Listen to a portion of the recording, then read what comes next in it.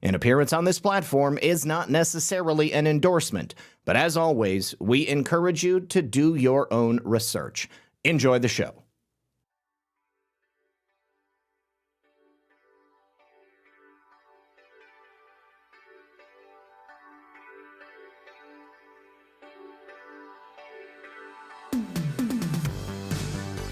Good evening, everyone. And of course, welcome back to another exciting episode of Red Pill News Live, Friday edition. Hope you guys are having a lovely day. Check my Steam when I get a chance. Okay, I'll be playing video games on Sunday, so I don't know that I'll be able to check it before then, but I will definitely check it on Sunday. Thank you, Cyber. Well, guys, another day, another dollar, another multi-million-dollar fraud scheme out of another Black Lives Matter chapter, this time in Oklahoma City. That's right. We're going to stick it to the white man by stealing money from charitable donations to help black people. Wow, it's amazing how this happens. I've lost track. Literally, I've lost track of how many different BLM leaders have been implicated in multi-million-dollar fraud schemes. It's quite stunning. Beyond that, we've got a lot of news coming out of Minnesota.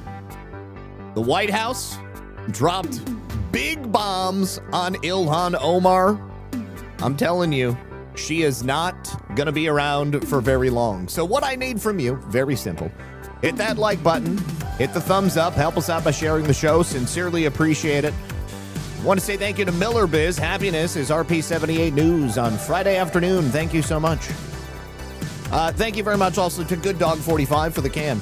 So sit back, relax, and grab your popcorn because we're going to be right back after this. We are here. Thank you, thank you, thank you. I appreciate all of you for joining us. What is going on? Why is the show not starting over there? Okay, it is working. It is working on X. I keep wanting to say Twitter, but it's X. It's not Twitter anymore. All right, you guys.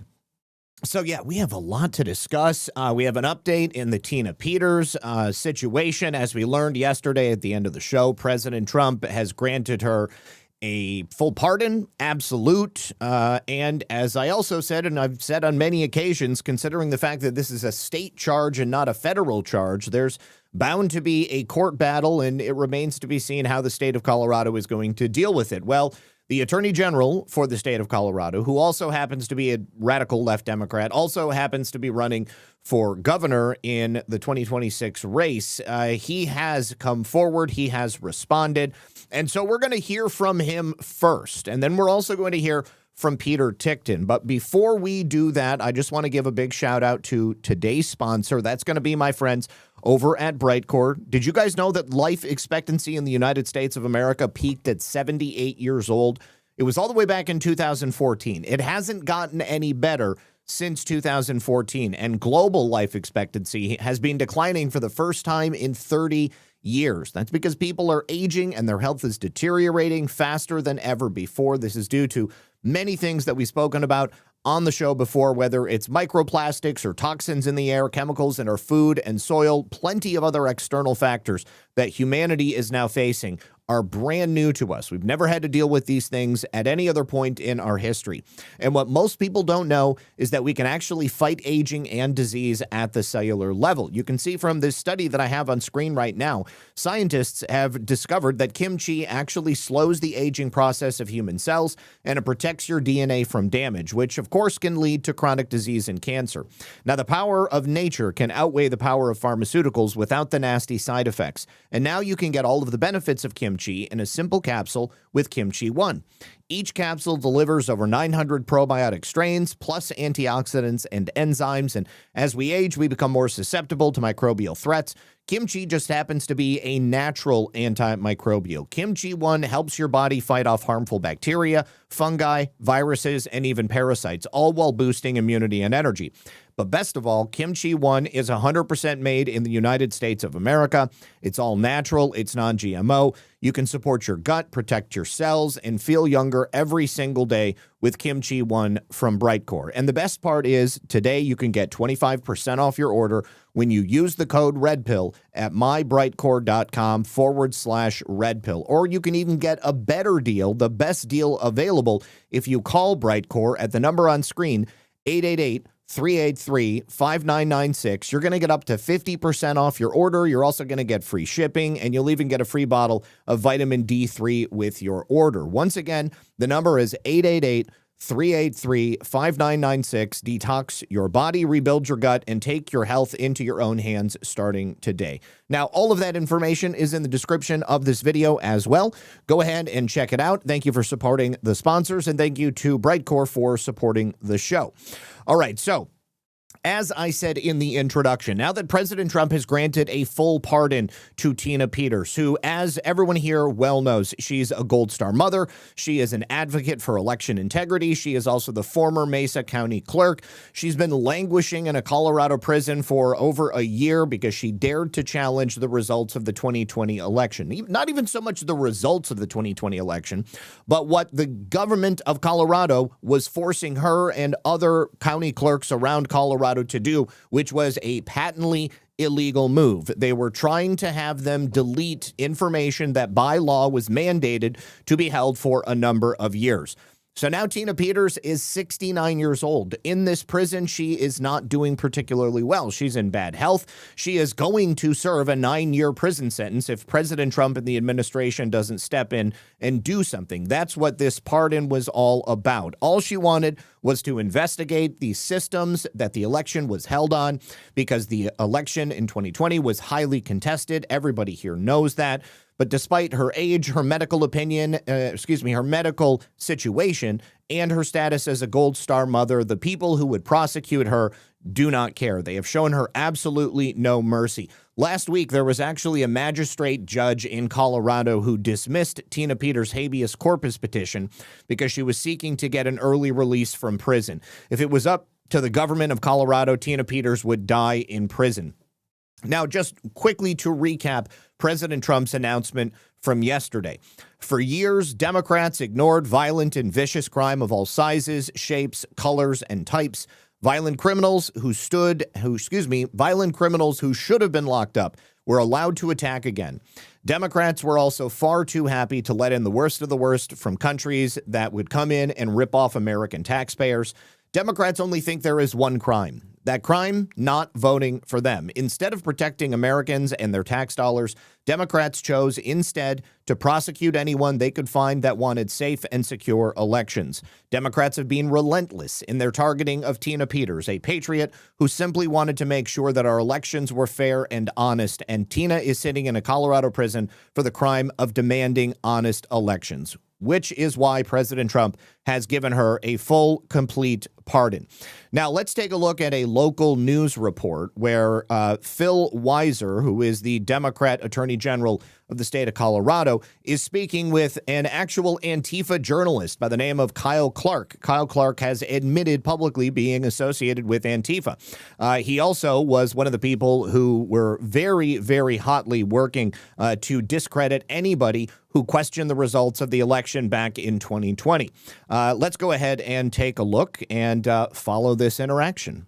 So now let's look ahead to the legal fight to come. Let's bring in Democratic Attorney General Phil Weiser, who we should note is also seeking his party's nomination for governor. AG Weiser, thank you for your time. First off, will this work? Will President Trump's pardon actually free Tina Peters? No. This is a lawless act. It's an act of intimidation. It has no basis in American law. Our system of government gives states authority to run their own criminal justice systems.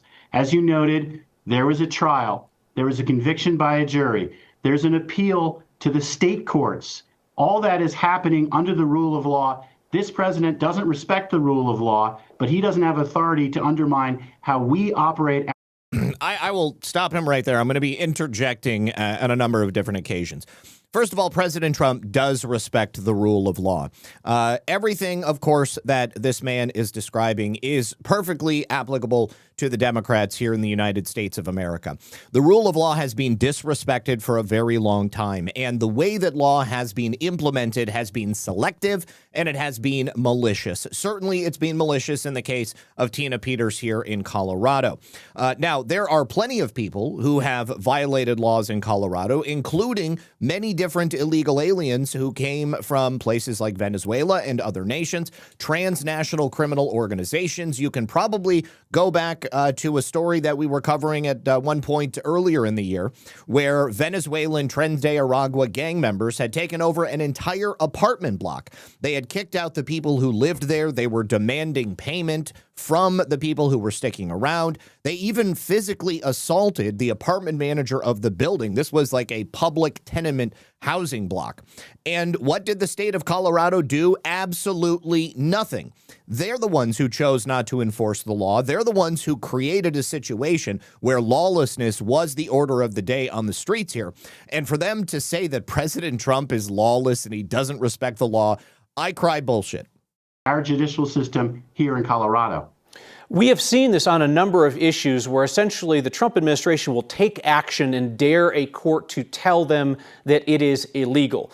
My question for you is, what we're seeing a legal maneuver, or do you view it as something else? This president apparently thinks he can pressure and bully people to his will. That's not going to work in Colorado because we honor the rule of law and believe in a system of justice that has existed in America since we became a republic, which is This guy is such a grandstander, and everything that he's saying is so obviously false.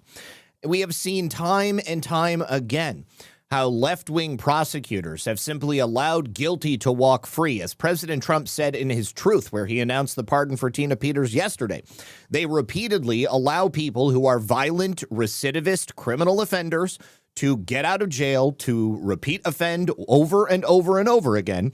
And the only people who ever seem to pay the price are the law-abiding citizens, the people who are not out there breaking the law, who are simply trying to mind their own business, maybe raise their families, maybe run a business themselves. And yet the only people who seem to get cover and receive the benefit of this so-called system of legal justice that the Attorney General mentions here are the recidivist career criminals. system that no matter who you know, no matter what party you are accountable to the law. And that's how we're going to operate in Colorado. We're not going to give in. I've had to sue this president 45 times and counting because we keep getting these lawless demands. He didn't have to sue the president 45 times and counting. He chose to sue the president 45 times and counting because the laws that the federal government are trying to implement, and by the way, even though we've got a system of justice that is deeply flawed here in the United States of America, we also have foundational documents, which include the Constitution, which dictates something called the Supremacy Clause. And the federal government has more power than the state government. The state government has more power than the local government, et cetera, so on. And of course, there are distinctions. There are areas where certain aspects of our various forms of government take precedence over others. But in this instance, the federal government has repeatedly requested Tina Peters to be transferred into federal custody. They haven't even requested up until this point that she be set free. They wanted to take Tina Peters out of a state prison where she had repeatedly been put in danger, where she was being assaulted both physically and mentally by not only inmates, but members of the prison staff. And the state of Colorado refused to do so.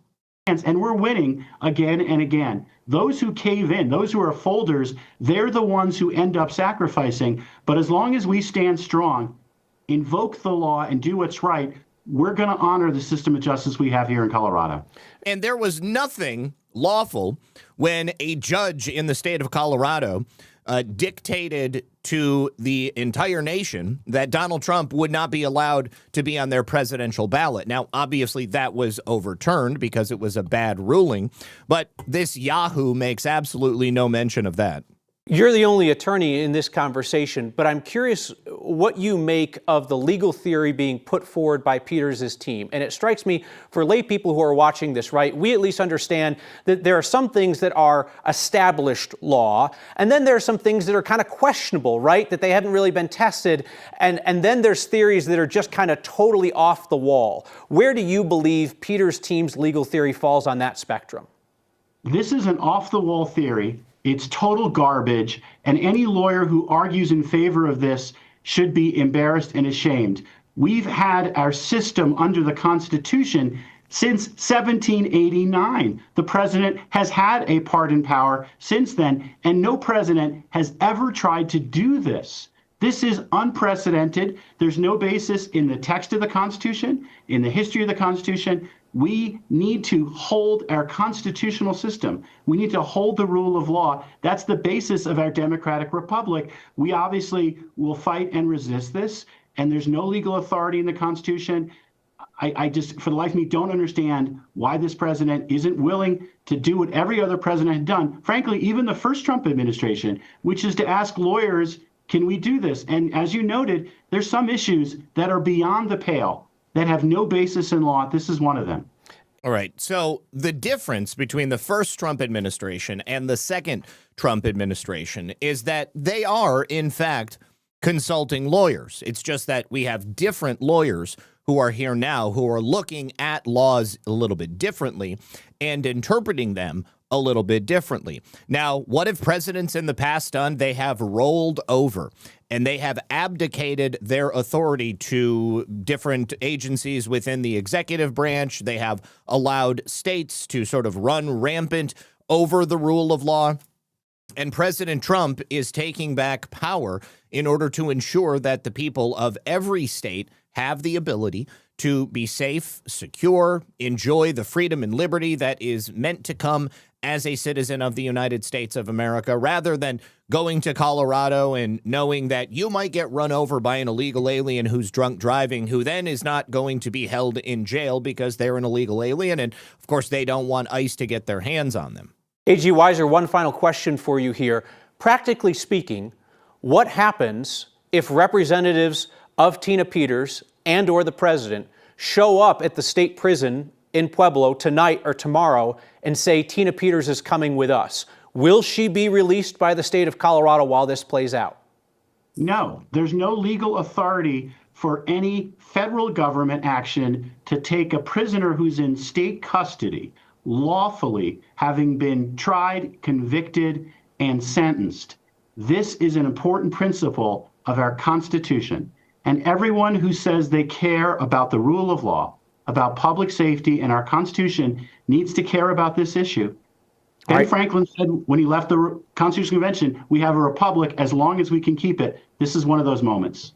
Attorney General Phil we've been at one of those moments for quite some time. Now, I have a clip from an interview that Peter did with Steve Bannon a couple of days ago, prior to President Trump actually releasing this pardon. Now, Bannon and Tickton actually discussed how this would play out. And so I'm very interested to see what Peter's thoughts on this are from a legal perspective, because obviously he's Tina's attorney, but he's a lifelong attorney. He's also a lifelong friend, schoolmate of President Trump.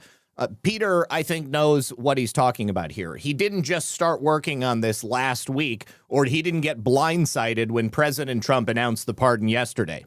Has that ever been adjudicated at the Supreme Court? Your theory of this case, that he can actually pardon at the state level, has that ever been adjudicated at the Supreme Court?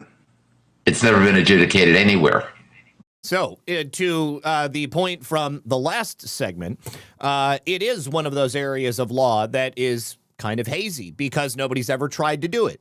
Just because it's never happened before doesn't mean that it's not going to happen right now. And yes, S2G 109, it is funny how now Colorado is suddenly concerned about the fact that we're a republic. We're no longer a democracy. Now they say we're a republic because now they're pointing to the Constitution. Now they're pointing to the sovereignty of the state of Colorado. That's rich. It's never been a court action on any level. Peter, I just want to, because you're a close friend, I just want to make sure. Step one is the president to pardon Tina Peters, right, to give her a pardon. That Right. is the thing that sets everything else in motion? Right. Then we give that to the Department of Corrections and say release her immediately. They say either yes or they say no. They say yes, well, we don't have a problem anymore. They say no, then I jump into federal court and I basically get an order from the judge that says release him, or the judge says, nah, I don't think so. Hang on. You don't go to the Bureau of Prisons. You go to the Department of Corrections in Colorado, and you've got a pardon letter from the President of these United States, the Chief Magistrate, and the Chief Law Enforcement Officer. You present it to the Department of Corrections and Governor Polis, and they either release her or they say, Ticton, that pardon doesn't mean anything here in Colorado because we're a state. That's a federal pardon. Then what? Then I jump into court, and then I ask a judge, and the judge says yay or nay. And then no matter what the judge says, we go to the Court of Appeals, and no matter what the Court of Appeals says, it's going to be in the lap of the Supreme Court of the United States. Because whoever loses, if Colorado loses, they'll go. If you lose, you'll go. So it's got to go all the way up to the Supreme Court, correct? It's got to go all the way. And there we've got a majority that are fundamental. All right. And so clearly Peter is counting on the fact that this is going to be something that is adjudicated in the Supreme Court. Now, from the statement that I was emailed, my team, John Case, Patrick McSweeney, Robert Sincar, Stephanie Lambertina herself, and I are grateful beyond words to President Trump for his courage and for once again doing what is right. He has always been true to his beliefs and continues to fight against injustice. God bless our president. Governor Polis and his Secretary of State, Jenna Griswold, claim that Tina Peters belongs in prison. However, she is actually a political prisoner. Why else would a 70-year-old lady convicted for victimless white-collar crimes be held in a maximum security unit of a prison where she has the smallest cell of about 7 square feet for her cellmate and her next to their beds? In fact, since midday on Monday, she has been in the hole. Solitary confinement is such a cruel punishment that it causes the most extreme monsters themselves to behave and comply with the rules. Yes, she has been in solitary confinement, not for doing anything wrong, but just for her perceived protection. The governor said that he will abide by the judgment of the courts. However, the process of litigation takes time, and Tina Peters needs to be released while the legal issues are being resolved. The governor has no way to know which way the courts will decide the issue of whether President Trump has the right to pardon prisoners who were convicted of state offenses. As such, he has no right to hold her. It is not an option for him to hold someone in prison when he cannot know if she should be released or held. That issue must always be determined in favor of the individual who is incarcerated. He has no right to keep a person in prison because she may belong there. If he does, he is, at the very least, imprisoning a pardoned lady, which has serious legal ramifications and liabilities. The fact of the matter is that those in power, such as Polis and Secretary of State Griswold, become lulled in their echo chambers to be blind to the fact that their situation is changing. Today, these folks are in charge, but tomorrow they are going to be held accountable.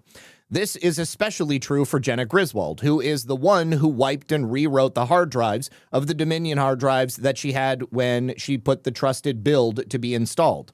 Instead of fighting to have Tina Peters in prison, she should have realized that her time is limited before she may be in handcuffs herself. I love hearing that. Wouldn't it be just something else if they end up charging Jenna Griswold while this is being adjudicated, and then at that point they can also say, even though we're waiting on the courts, Tina Peters is a federal witness. You will hand her over right now. After all, her deletion of the hard drives was a violation of federal law.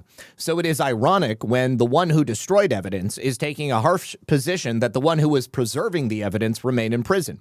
If they have any smarts at all, they would stop their silly game of wrongfully imprisoning an innocent woman for whom half this country are celebrating the pardon that President Trump granted. All right. Yes, Colorado is a mess. Colorado is absolutely 100% a mess, but it would appear that President Trump and his team, Tina's team, are all attempting to address it. Now, Cyrus the Great says, why are they so worried about Tina being released? Because she knows the truth, because they put an innocent woman in prison, and they know that if Tina Peters is released, then she's going to immediately go to federal authorities where she can give testimony, she can be deposed, she can be put on the stand, and that could very easily lead to the prosecution of Jenna Griswold or others. Nobody would pay attention or learn about Tina and her case if they just let her go after the pardon, but their fight attracted attention. Yes, hubris. I would say hubris and their own egos.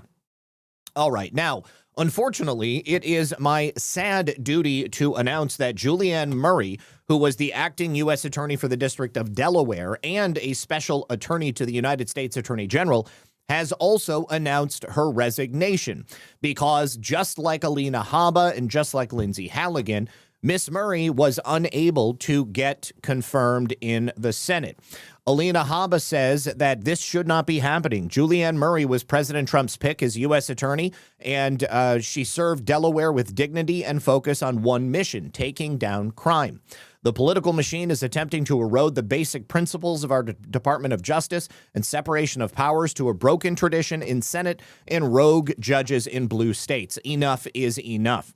Now, Julianne Murray, for her statement, said, "For 15 years, I have fought for the rights of the residents of Delaware, both in and out of the courtroom.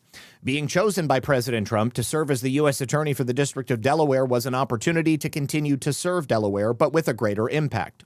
I approached every day in a non-political, collaborative manner and focused solely on making Delaware safer. Political affiliation was never a consideration in achieving this goal during my tenure. The hallmark of Delaware law enforcement is that ego does not matter and that everyone is working towards the same goal, making Delaware safe. I worked steadfastly to ensure that local, county, state, and federal law enforcement agencies knew that they had a partner in the U.S. Attorney's Office. We created a task force that focused on federally prosecuting gun crimes in the lower counties and have established what is arguably the best relationship between the U.S. Attorney's Office and local law enforcement agencies that has ever existed. I naively believed that I would be judged on my performance and not politics. Unfortunately, that was not the case. The highly politicized, flawed blue slip tradition is costing Delaware a U.S. attorney and is affecting the country as a whole. Senator Coons and Senator Blunt Rochester refused to return a blue slip for political reasons, not performance reasons. This is not about advice and consent. Because of this incredibly flawed tradition, I wasn't even considered by the Judiciary Committee, let alone the entire Senate. As a result of the Third Circuit's ruling, I have decided to resign as the acting U.S. Attorney for the District of Delaware. Stability and protecting the integrity of our investigations is my only focus. I cannot in good conscience allow my office to become a political football. The employees of the U.S. Attorney's Office for the District of Delaware are dedicated, hardworking people that should be able to do their work without this distraction. I fully support the man that is replacing me as U.S. Attorney. Ben Wallace served as my first assistant, and if I cannot be U.S. Attorney, he is the only person I want to take on that role. I have no doubt that Ben will lead the office with honor and distinction. I will continue to serve the Department of Justice in a different capacity. The people that think they have chased me away will soon find that they are mistaken. I did not get here by being a shrinking violet. God has a plan, and my faith gives me the comfort that I do not need to know what that plan is. Onward. I really like that. All right, so although it is upsetting that she is leaving her post, she appears to be in full support of the man who will be replacing her, and it also appears that she will continue on at the Department of Justice in perhaps a more important role. We'll have yet to see. All right, now speaking of blue slips, President Trump this week already attacked Chuck Grassley and others on the Judiciary Committee and across the Senate because of this antiquated, outdated, and highly combative history of using the Democrat senators to allow them to choose who is going to end up being put for U.S. attorney roles and for judges and for anything else that the president wants to appoint. But this time he is tearing into the Senate and their obstruction of Republican judicial and U.S. attorney nominees by denouncing the blue slip tradition as an unconstitutional roadblock that has effectively handed the confirmation process to Democrats in key states. This practice, as we know, currently functions as an informal veto vote for home state senators. The current Senate Judiciary Committee policy requires positive blue slips from both home state senators for a nominee to receive a committee hearing and a potential vote. The failure to return that positive blue slip, or in returning a negative one, from even one of the two home state senators is typically enough to stop the nomination from then moving into committee. The blue slip policy is a tradition, it is not a rule, and a matter of the Senate Judiciary Committee chairman's policy, not a formal one. Chuck Grassley has committed to honoring the blue slip tradition for district court nominees and U.S. attorneys.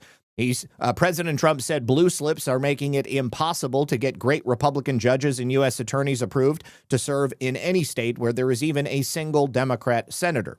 If they say no, then it's over for that very well-qualified Republican candidate. Only a really far-left Democrat can ever get approved. Now, he made a specific statement to John Thune, but his remarks underscore this long-standing frustration that people in America have with Senate norms that allow these home state senators to block the judicial nominees with this process. It's something that President Trump and his allies say has now been weaponized to stymie his conservative appointments. And according to President Trump, the situation has reached a shocking level of partisan unfairness. It is shocking that Republicans under Senator Chuck G allow this scam to continue, so unfair to Republicans and not constitutional. Trump did not stop there. He then took aim at Republican Senate leadership. He urged John Thune, who is the Senate Majority Leader in the Senate, to lead the charge in ending what he calls an unjust tradition. He said blue slips are making it impossible to get, now hold on a second. Yes, blue slips are making it impossible to get great Republican judges and U.S. attorneys approved to serve in any state where you've even got one Democrat. If they say no, then it's over for the very qualified candidate. Only a really far-left Democrat can be approved. It is shocking that Republicans under Senator Chuck Grassley allow this scam to continue.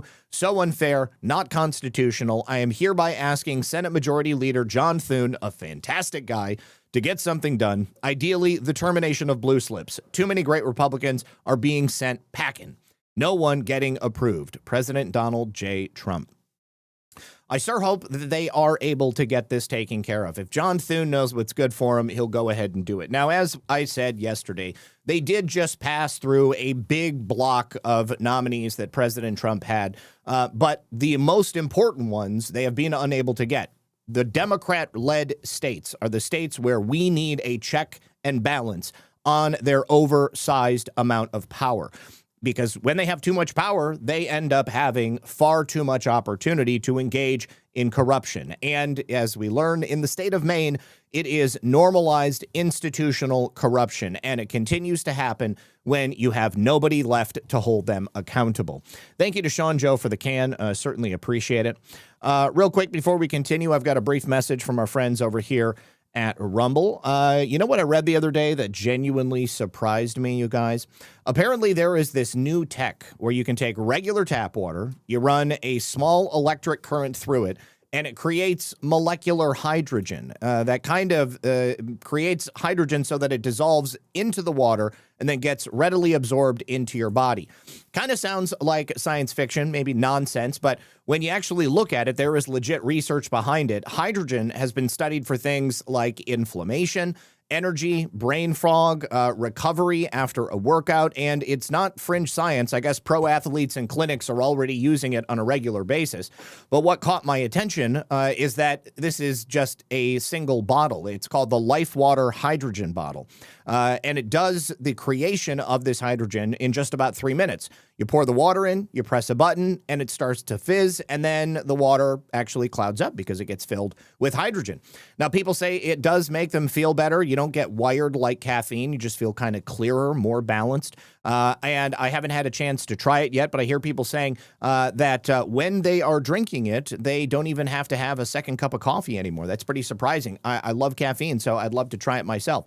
They've got third-party lab test results that you can actually read directly on their website. I thought that was pretty cool. A lot of people have technology. They will claim things about it, and then they won't give you any sauce, but we like to dig deeper here on this channel. Now, here's the wild part. This tech usually costs a few $100, but right now it's only about $80, and you get a 50% promo plus a 60-day money-back guarantee. So it's pretty cheap, and it's pretty low risk to give it a try. So honestly, if you're stuck on a Christmas gift, especially for someone who's been tired or just not feeling like themselves anymore, this is one of the things that you could get for them, and it might actually get used, unlike an ugly tie that sits in the back of their drawer.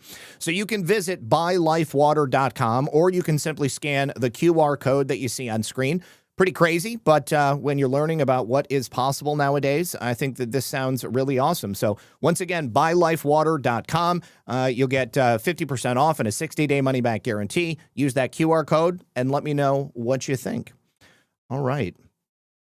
And continuing here, in addition to President Trump calling out the Senate and their inability to get his nominees through, President Trump has also now just declared war on rhinos. And in this instance, it is rhinos in Indiana specifically.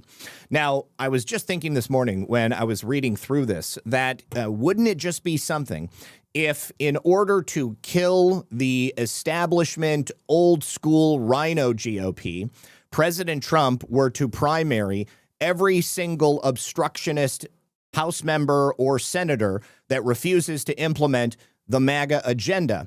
And we can perhaps get somebody elected who actually is going to stand up and do the right thing and implement President Trump's America First agenda.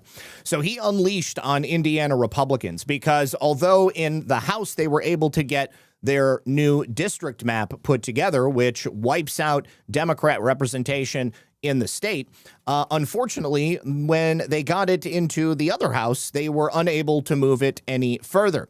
So the Indiana State Senate is the one that killed this proposed congressional redistricting map that would have given Republicans 9 seats in Indiana and 0 Democrat congressional seats. And Republicans actually hold 40 out of the 50 seats in the Indiana State Senate chamber. The bill failed after more than half of the Senate Republicans voted against it. They basically just handed a win to the Democrats. This passed with wild approval in the Indiana State House. All it needed was to pass through the Senate, and then the new districting plan would have been on for the 2026 election. And of course, we would have gotten yet another seat in the House. I don't know anything about Indiana politics, so I'm not going to go through this, but you can see that there are 21 Republicans who voted no on this in the Indiana State Senate. Now, this is kind of shocking because Democrats have had absolutely no problem in gerrymandering districts all around the country. If they can shut Republicans out, they're going to do it. We've had success in Texas and a couple of other smaller states. Indiana, sure, we would have gotten 1, I believe maybe 2 seats based upon the current congressional map. But I guarantee you that if Democrats are able to take control in the state of Indiana, they would have no problem getting rid of every single Republican. And they're already talking about doing it in every single state that Democrats currently control. Their goal is to get rid of Republicans nationwide because even if they're not perfect, they don't vote the same way as them all of the time. And what they're looking for is loyalty. They're looking for uniformity, and they're looking for anything that can stop the America First agenda. Now, before the Senate vote, Indiana Senate Majority Leader Chris Garton delivered a fiery, unapologetic defense of the map, a defense that now stands in stark contrast to the cowardice that was displayed by his colleagues. Let's see. Do we have a video of this, or do we just have the quote from him?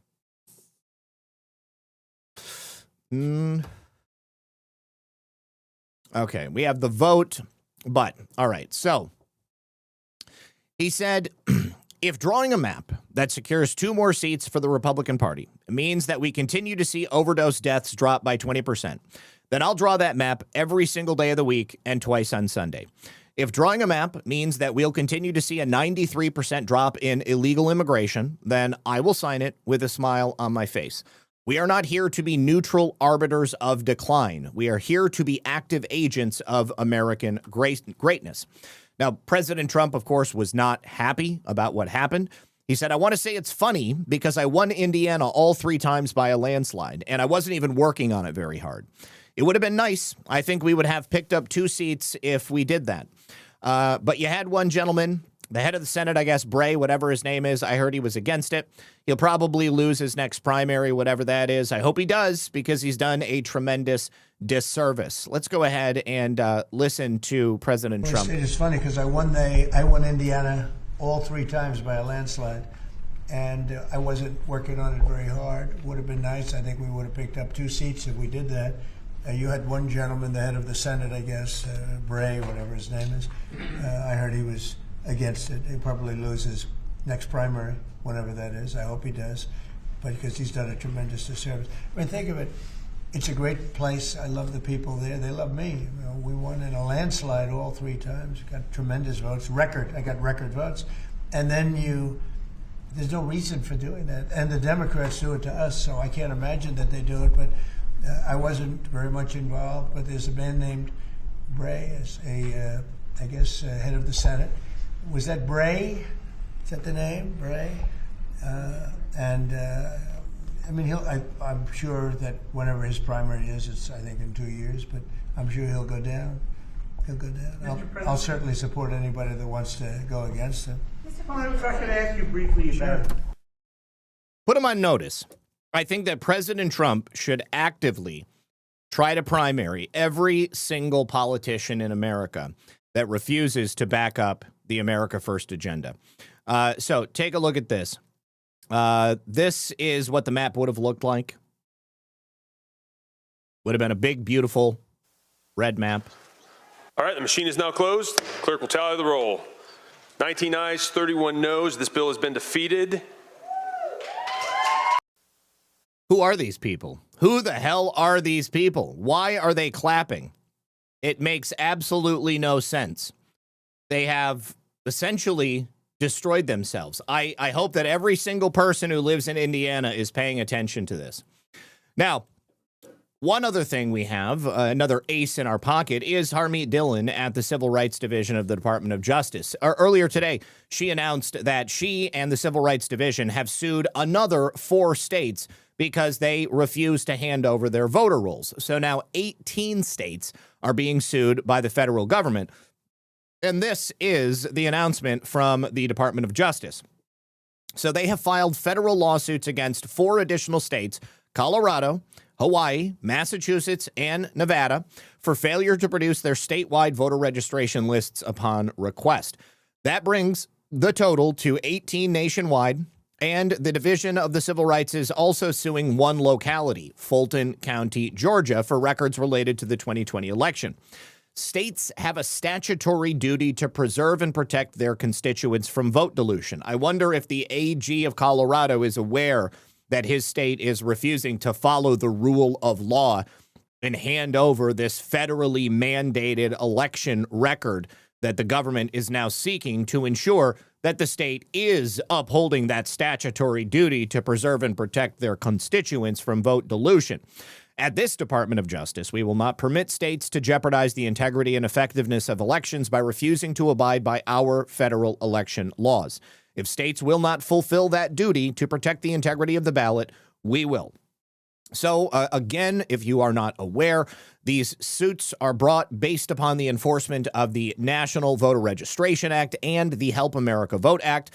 These were designed by Congress to ensure that states have proper and effective voter registration and, even more importantly, voter list maintenance programs. So they are also suing under the Civil Rights Act of 1960, demanding protection, inspection, and analysis of statewide voter registration lists. I certainly hope that these cases will proceed quickly because this is a do or die moment. All right, now I would like to play for you this clip from the former executive director of BLM Oklahoma City. Her name is Tashella Cherie Amore Dickerson. And she is talking about how she's sticking it to Whitey, wearing a Black Lives Matter Oklahoma City shirt, carrying a pistol on the streets of Oklahoma City. That's class right there. Open carry. I like that. But something tells me that she wasn't doing no good with that pistol. We're going to have to lift our voices and stand for one another like we never have before.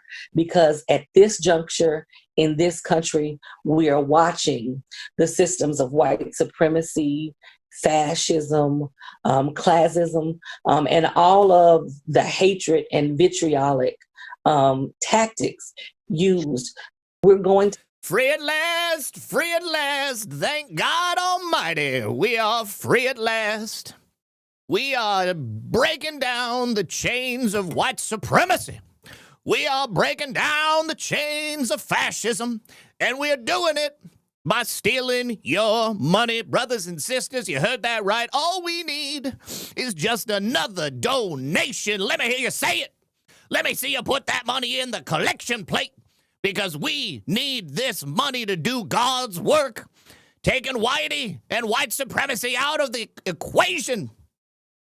That would have been amazing if that was actually the way that things were going. But the truth of the matter is that the now former executive director of Black Lives Matter Oklahoma has in fact been charged with wire fraud and money laundering. A federal grand jury on December 3rd returned a 25-count indictment against Tashella Cherie Amore Dickerson, 52 years old, of Oklahoma City. She's been charged with 20 counts of wire fraud and 5 counts of money laundering.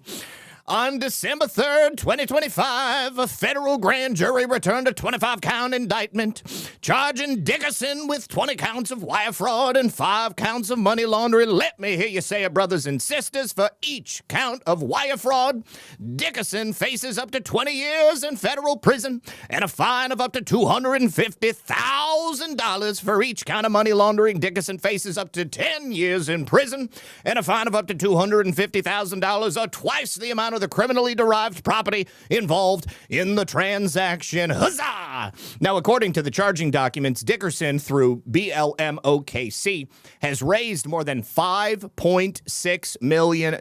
What did she do with that money? Did she save black lives? The answer is no. Did she save black children? Brothers and sisters, the answer is no. Did she end white supremacy? The answer is no. Did she stop fascism in any meaningful way? The answer is no.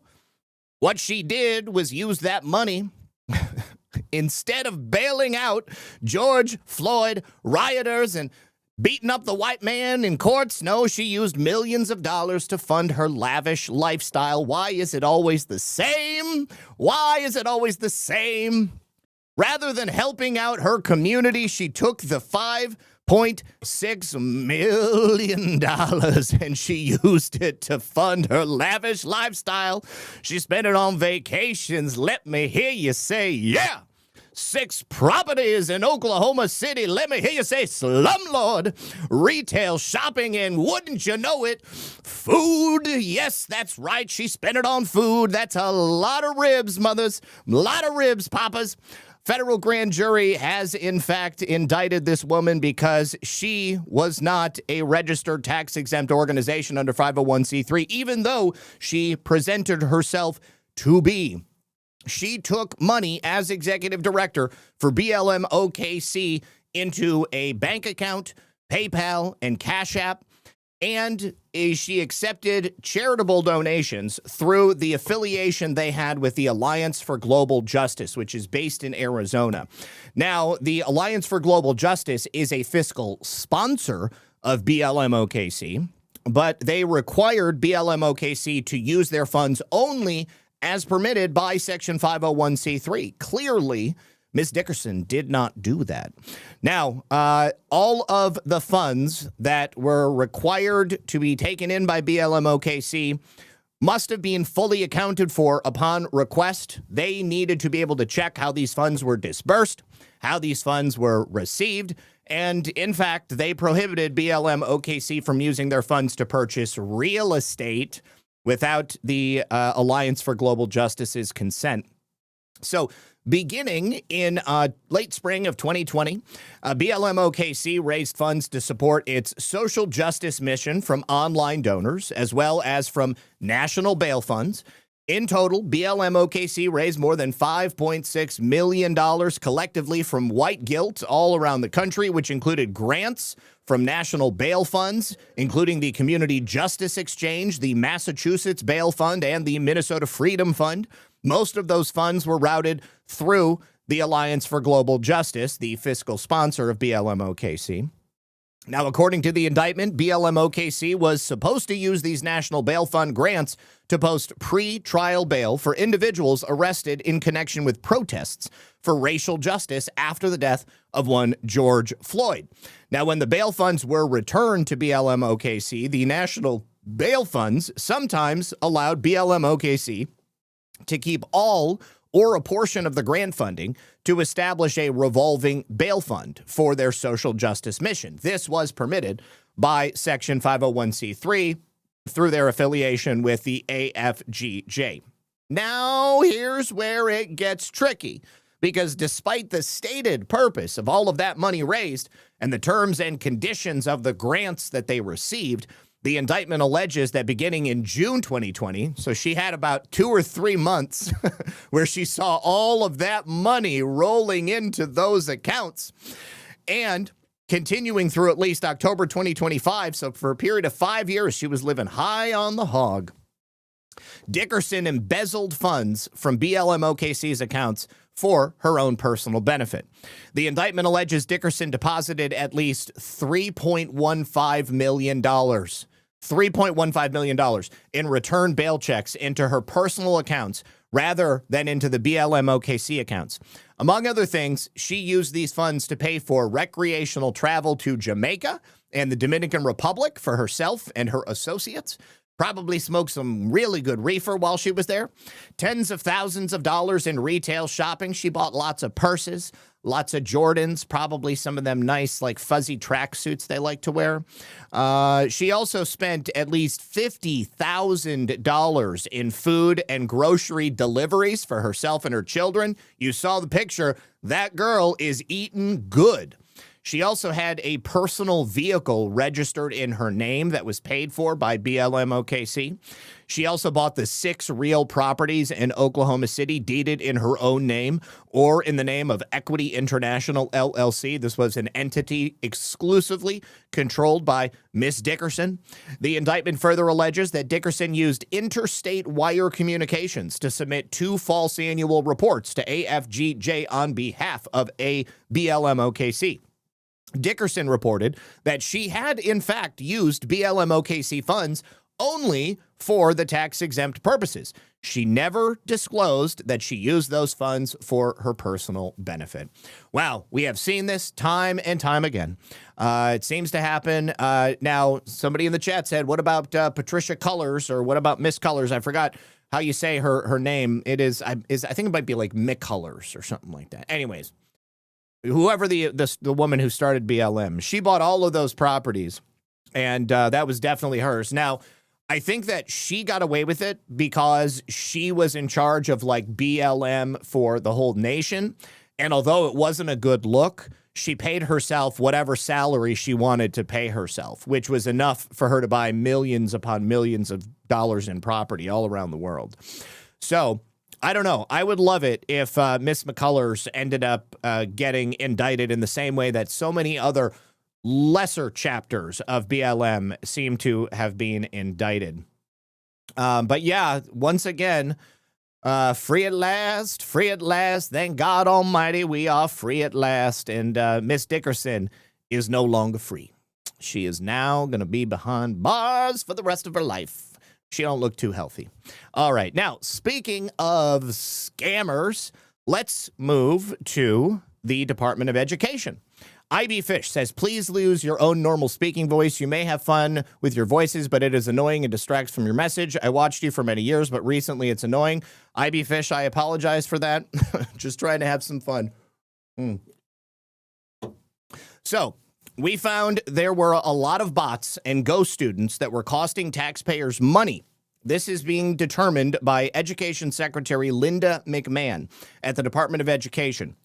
Now, having been a recipient of student aid, student loans in the past, I never thought that there would be a possibility that someone could fraudulently receive money to go to school, because when you apply to go to school, not only do you have to prove your identity when you are applying for these loans or grants through the Department of Education, you have to provide like tax documents. You have to show that you are a real person. You even have to have an affiliation with an actual school. You have to identify the school that you're going to be using this money at. It appears that somehow during the last administration, a system of rampant fraud was able to be created. And this is what we find here when Linda McMahon announces over $1 billion in fraud that she and others were able to discover. Just announced it has saved a lot of money investigating student aid fraud. Education Secretary Linda McMahon joins me now. Madam Secretary, how much money have you saved? Good morning, Stuart. Well, I'm proud to report that we've saved or will save about $1 billion of taxpayer fraud for applications, through our student loan system. And it was really a pretty simple thing to do. You think about the fact that when you buy airplane tickets or whatever, you have to show an ID if you're going to rent a card, but there had been no kind of ID verification as students filed their application for student loan. And what we found was there were a lot of bots and ghost students that were costing taxpayers money, and that those loans had gone to people who didn't exist or people who were dead. So we were able to root out a lot of that by this. I call it a simple process, but we've clearly had a lot of work that has been going on, with our IT department, the programs that are being put in to root out this fraud and abuse. Can you get the money back? Well, I don't know that we can get the money back. It's really hard to claw back money, but the good news is we're going to prevent it from going out going forward. That is the good So we're going to news. save the taxpayers money. So a lot of it, I think, is suggesting it has not yet gone out. We've identified that it would go out, so we're going to clearly save that money.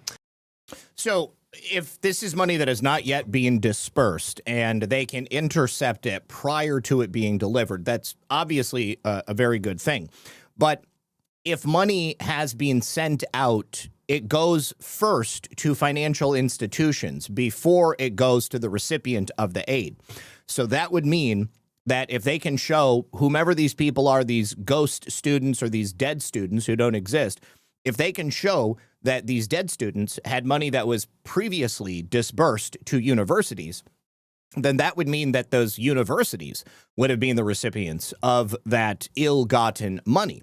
So I don't know how difficult it would be to claw that money back if they can show that that money has been given out improperly in a fraudulent manner. I personally would say that it would be worth a shot to see about getting as much of that money back as possible.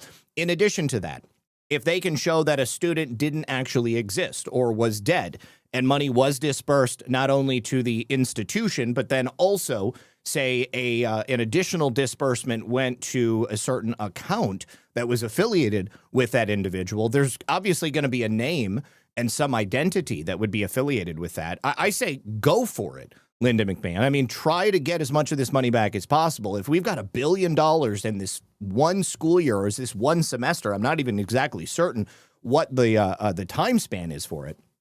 But $1 billion is not a small amount of money. And if we look at the amount of money that, Doge has found, then this would be, a fairly large amount. I haven't heard of any money yet being found that was fraudulent within the Department of Education. So let's work on it, Linda McMahon. Let's do what we can, and let's try to get as much money as possible. Let me see. Rollery910 says, "Hey, Zach, I love your funny accents, and so does everyone else. I know that watches your shows. Keep it up." Thank you very much. I appreciate it. And IB Fish, I'm sorry that you're annoyed. This is just me trying not to go crazy. All right. Now, yesterday it was, it's Tony Man says, "Hey, Zach, I'll see that $5 rant and raise it 5. You keep doing your accents." Well, thank you very much. We will let the audience decide. Sorry, IB Fish.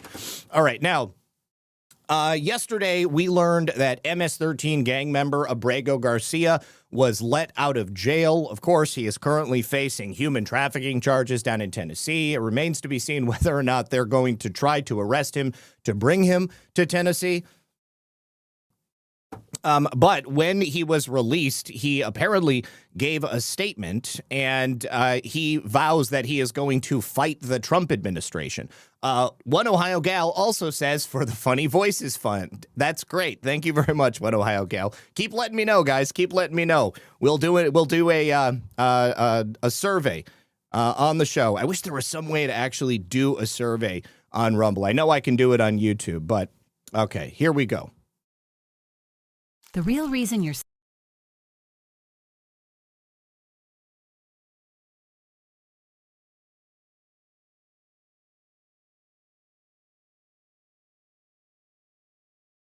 Okay, so this is Kilmar Abrego Garcia. Apparently, he's been taking English lessons.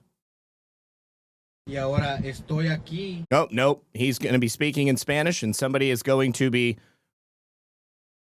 decoding. Y ahora estoy aquí, de pie frente a ustedes, y la lucha seguirá. Yo seguiré de pie, no le bajaré la cabeza a nadie. Siempre estaré de pie sobre todas las injusticias que ha hecho. Okay, so nobody is going to be decoding. Where is... They don't even decode it. Anyways, he said he's going to fight the Trump administration. I thought that somebody had actually done the translation of this. Is there anybody here who actually speaks English? Speaks Spanish? I would love to hear if anybody could understand what this guy is saying. Let me tell you what I can do. I can download this video. I can upload it to my YouTube channel, and then YouTube will decode it for us. There we go. All right. All right. Cyrus says, Lisa saved my sister's life from fentanyl addiction with a Kratom recommendation, Zach. Oh, man, that's awesome, dude. I'm so glad to hear that. I owe you guys. When I get my L39 flight worthy, I'll fly down and take you guys for a flight. Bro, that would be so cool. We've got a little airport right up the street. You could literally just dip down and we could meet you there. I would absolutely love that. I'm really glad to hear that. I'm glad that your sister's doing okay. Fentanyl addiction, you guys, is no joke. Absolutely no joke. I mean, you know, for years, I'm sure people have heard about how difficult it is to get off of heroin. Well, just imagine a substance that is 1,000 times more addictive than heroin, and that's fentanyl. Fentanyl is very, very difficult to stop. Whether you're taking it because the doctor's prescribing it or because you're getting it on the street. I'm so happy to hear that, bro. Saberdo says, I'm going to suggest when you're on your period, stay out of the chat. Love your voices, all of them. I look forward to them. Thank you for who you are, Zach. Thank you so much, Saberdo. I appreciate you. All right. And then Rick says, here, Zach, it was 10, but the government took half. Well, no tax on tips in the coming year. Okay. I'm going to go ahead and see about downloading this. What the heck, man? I pay for this stupid program to allow me to download videos, and it's telling me that I can no longer download Rumble videos. I'm so annoyed. All right, well, I guess that's it. We'll hear about Abrego Garcia in the near future, I am certain. All right, he said he at least didn't F his sister. Oh, man. All right. Now, good news also, President Trump has just added another nation to the list of those that he is terminating temporary protected status. This time it's Ethiopians. Ethiopians are now no longer going to have the benefit of automatic temporary protected status. And so that means that if any Ethiopians are here in the United States with TPS, they are now going to face immediate deportation, and we're going to get them all to go home. I'm sure we'll hear something specifically from the administration about this in the very near future. Now, also good news. You may remember that Regina Romero, the Democrat mayor of Tucson, Arizona, made a public post on her social media in which she doxed ICE's live location. She, of course, did this because she wanted to assist illegal aliens in evading that location so they could not be arrested. And she called for people to protest the same location that ICE was going to be. And she also asked the citizens of Tucson to surveil ICE activity and report back. She wants to protect dangerous criminal illegal aliens. Well, the update to that story is that Libs of TikTok has been told by the Department of Homeland Security that Mayor Regina Romero of Tucson, Arizona, has in fact been referred to the Department of Justice for potential obstruction of justice after she doxed the location of ICE agents who were attempting to do a live raid. So she is perhaps not going to be mayor of Tucson for much longer, and I look forward to following this story as well. Now, we also, earlier this week, reported on a situation taking place in Illinois where ICE had attempted to visit a location to do a raid. But somehow the citizens of this area, maybe citizens, maybe illegal aliens, they somehow got word that ICE was going to be coming to this very specific spot. They had already set up a blockade. They already had a ton of people out there with whistles and blowhorns and signs. They had smoke bombs, all of that stuff. And so they were there to protest and impede the actions of ICE. I said at the time, this looks like there must be a leak coming from the inside, and Tom Homan agrees with me. In fact, he says that leak was likely coming from inside the FBI, and they have identified it. Let's take a listen. I'm going to have to refresh this one. All right, Tom Homan. Tom, where are these leaks coming from?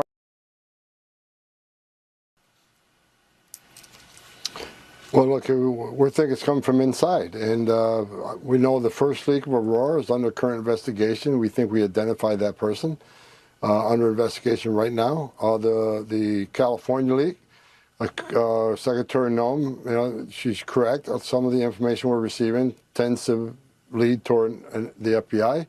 But I talked to the Deputy Attorney General all this weekend. They've opened up a criminal investigation.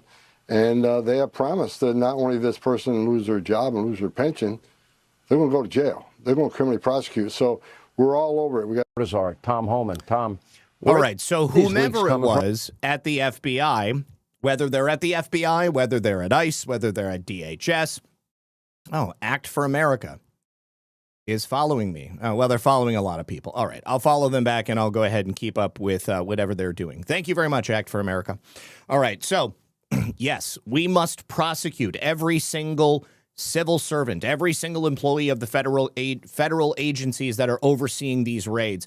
They must be held to account. They must be prosecuted, and they must get the maximum penalty available to them under the law. We can't allow any of these people to get away with what they're doing, putting the lives of members of ICE or the CBP at risk.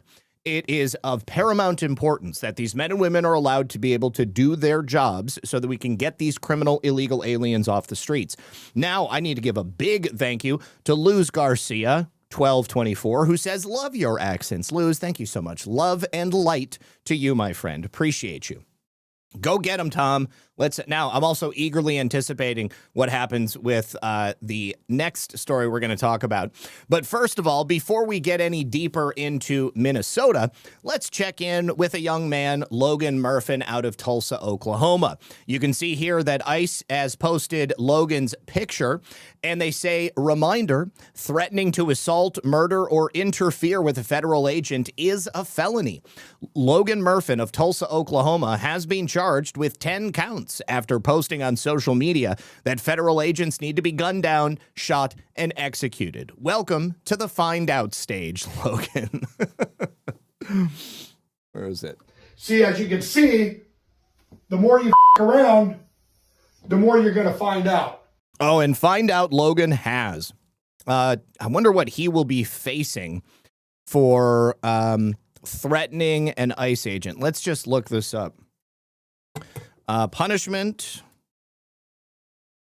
for threatening ICE. I got fat fingers.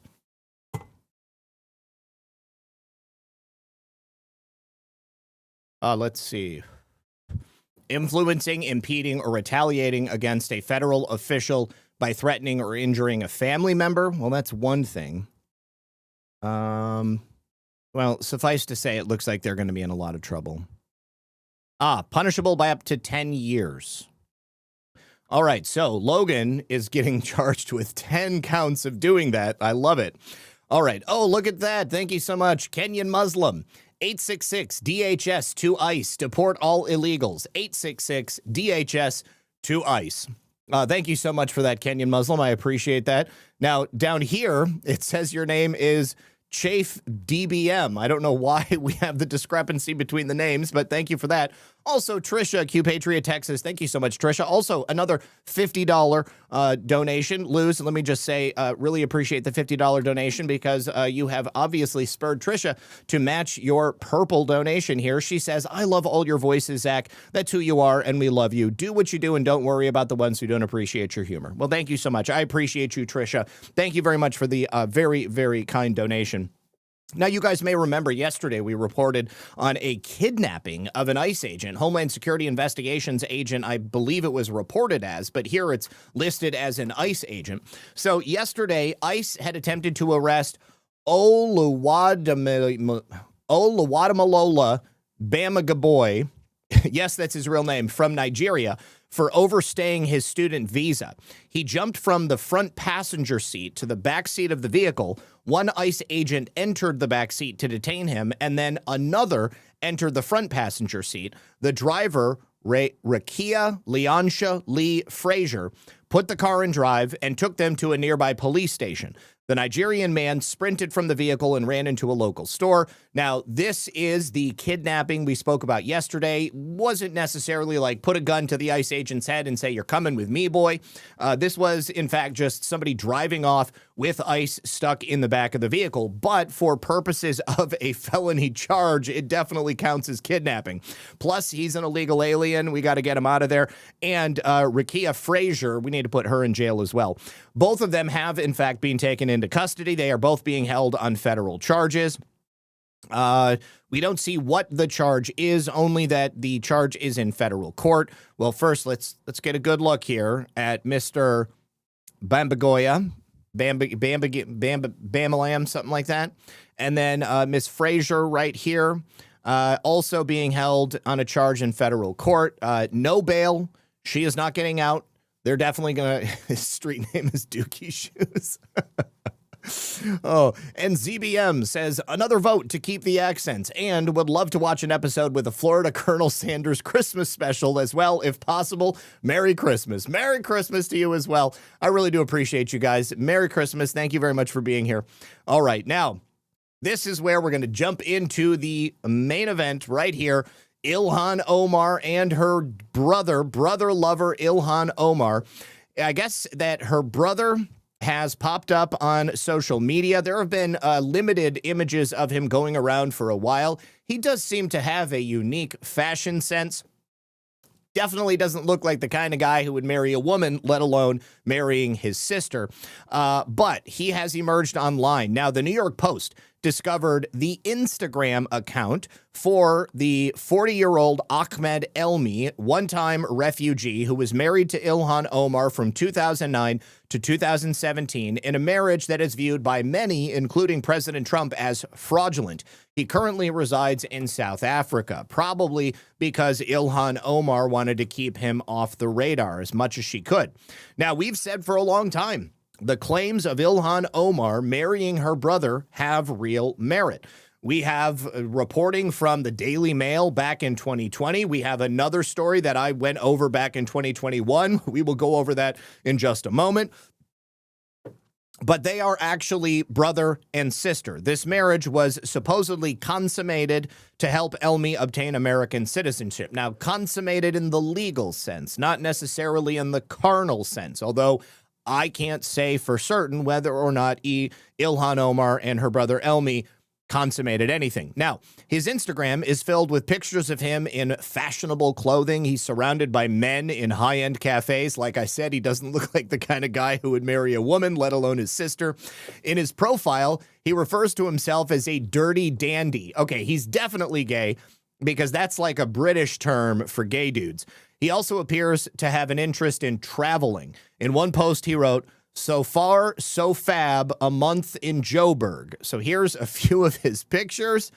Good Lord, he is a special one. You got to give him credit, though, for the hairstyle. He's covering up that five head. Here, the eyes, he's got crazy eyes. The Post reports that Elmi studied at Bristol University in the UK, where he received his doctorate and then became a research assistant at the university's School of Sociology, Politics, and International Studies. His areas of study are some of the most woke fields imaginable, including critically queer, decolonization, Gender Research Group, and Center for Black Humanities. This newly revealed information about Omar's second husband will likely do little to alleviate the allegations that the marriage was an outright scam, and of course, President Trump and the administration is actively investigating right now. You might remember just a couple of days ago, border czar Tom Homan said in an interview on Newsmax that he had already been given proof that the immigration records detailing this fraudulent marriage are in fact credible. The allegations that this one-time Somali refugee married her brother to help him gain residency in the United States have a lot of merit. President Trump has on numerous occasions brought up the allegations while he was speaking in the Oval Office, while he was speaking with reporters, while he was speaking in Pennsylvania at that rally on Tuesday evening. Ilhan Omar, whatever the hell her name is, with her little turban. I love her. She comes in, does nothing but bitch. We ought to get her the hell out. She married her brother to get in. Therefore, she's here illegally. Throw her the hell out. Now, it is also worth mentioning that the White House itself posted proof of Ilhan Omar's fraudulent marriage to her brother.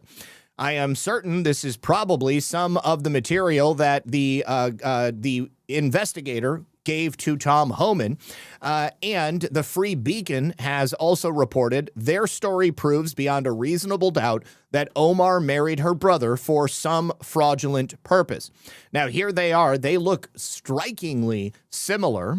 Both have very fine features, and you can see here on the marriage application with their names, Ilhan Omar and Nar Saeed Elmi, Ahmed Nar Saeed Elmi. Here we have, this is from this is like a bulletin board.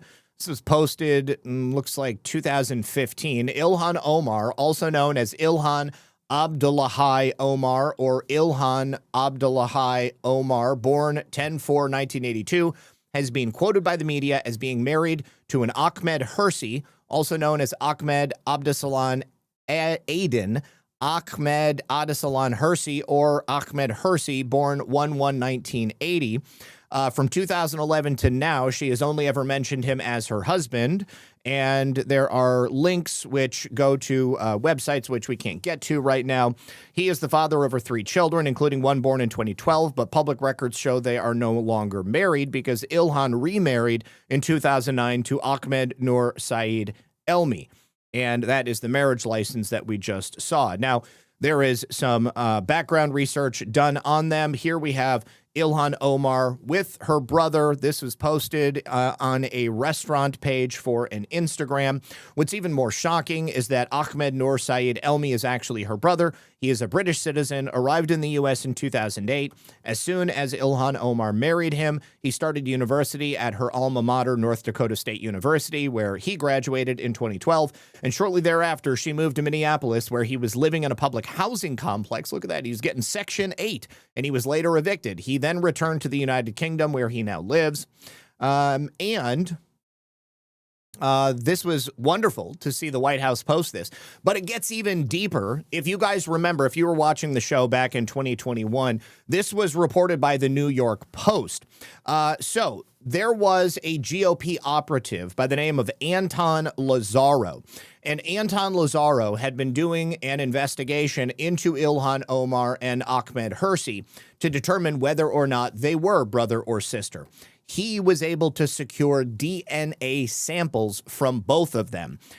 Those DNA samples proved with like a 99.999999998% chance of probability that they were, in fact, brother and sister related by blood. Now, in 2021, of course, Joe Biden was the president of the United States, and the FBI was not interested in discerning whether or not Ilhan Omar had actually married her brother. So Anton Lazzaro posted this DNA evidence online, and then, wouldn't you know it, the FBI came in and arrested him almost immediately. Cascos 14 says, love the accents. Thank you so much. I appreciate you, my friend.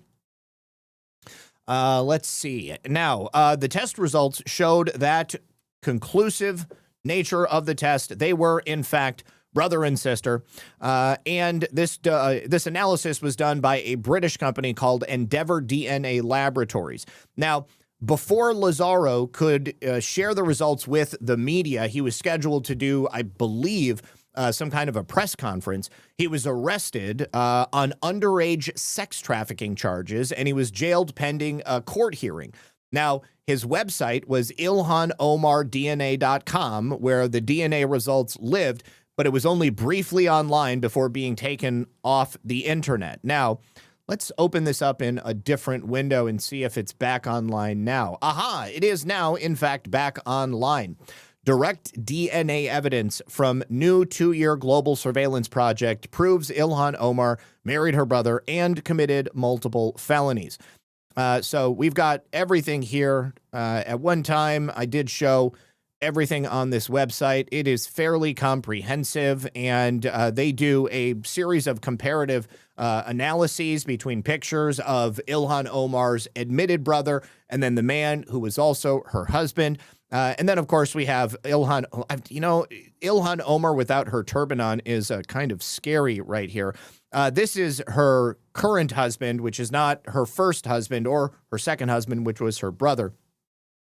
They were able to get plenty of different pieces of evidence. They were also able to get that DNA evidence, which they present right here. I don't know what happened with the underage sex trafficking charges that the FBI used to pursue Anton Lazzaro, but we will look that up next because it's been obviously a long time since I've thought about this guy. All right, so Lazzaro had a group of conservative donors. They spent hundreds of thousands of dollars on 3 continents, hiring private investigators to track down Elmi, the man who is Ilhan's ex-husband, and her brother. They got DNA from a straw that he had used.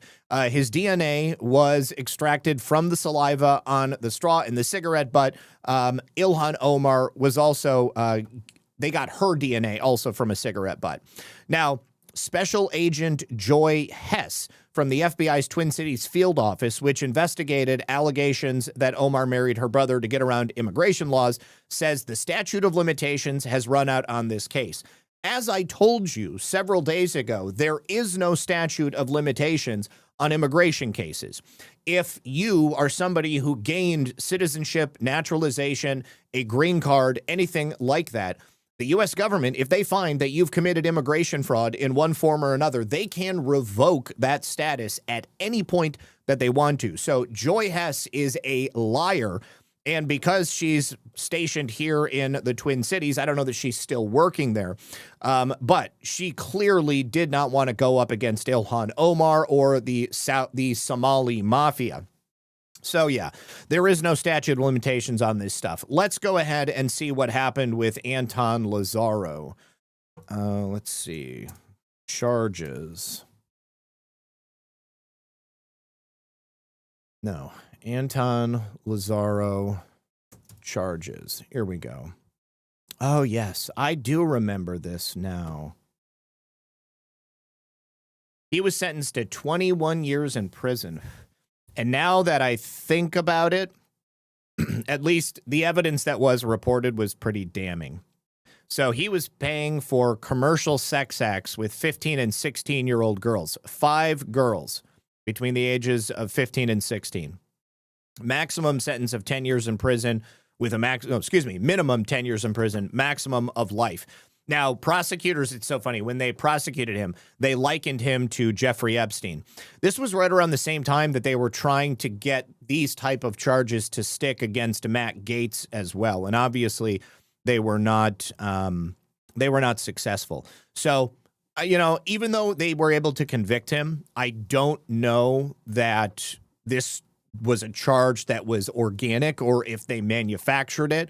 Certainly considering his line of investigative work, it would make a lot of sense to me if they created these charges out of whole cloth.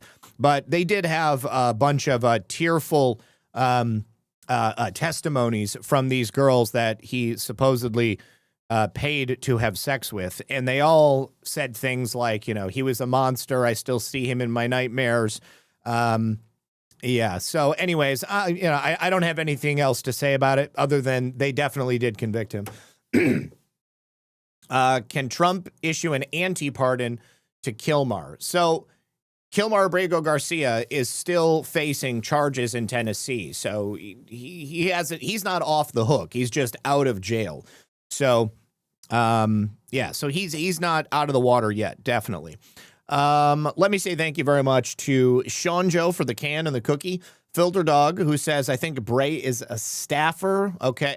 Okay.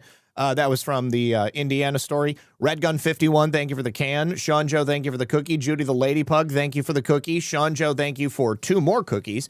Gentry's Garage says, we love the voices with a can. Thank you, sir. Appreciate you. Sean Joe says, AOC and Bernie Sanders have been awful quiet lately. Well, a story about AOC just dropped today. Mighty Patriot says, keep the accents.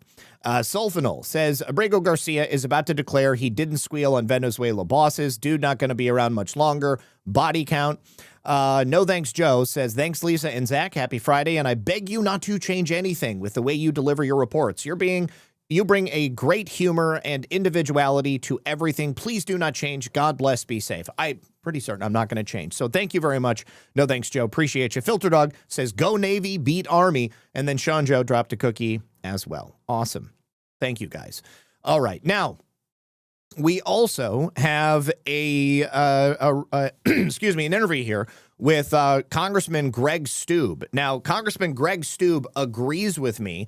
He believes that the Trump administration is preparing to arrest and deport Ilhan Omar for marrying her brother. I just want to say, I thought this before, but when the White House posted proof that we've already had for a long time that she had married her brother, obviously, I think that ups the ante just a little bit. Let's hear why Greg is so convinced of this.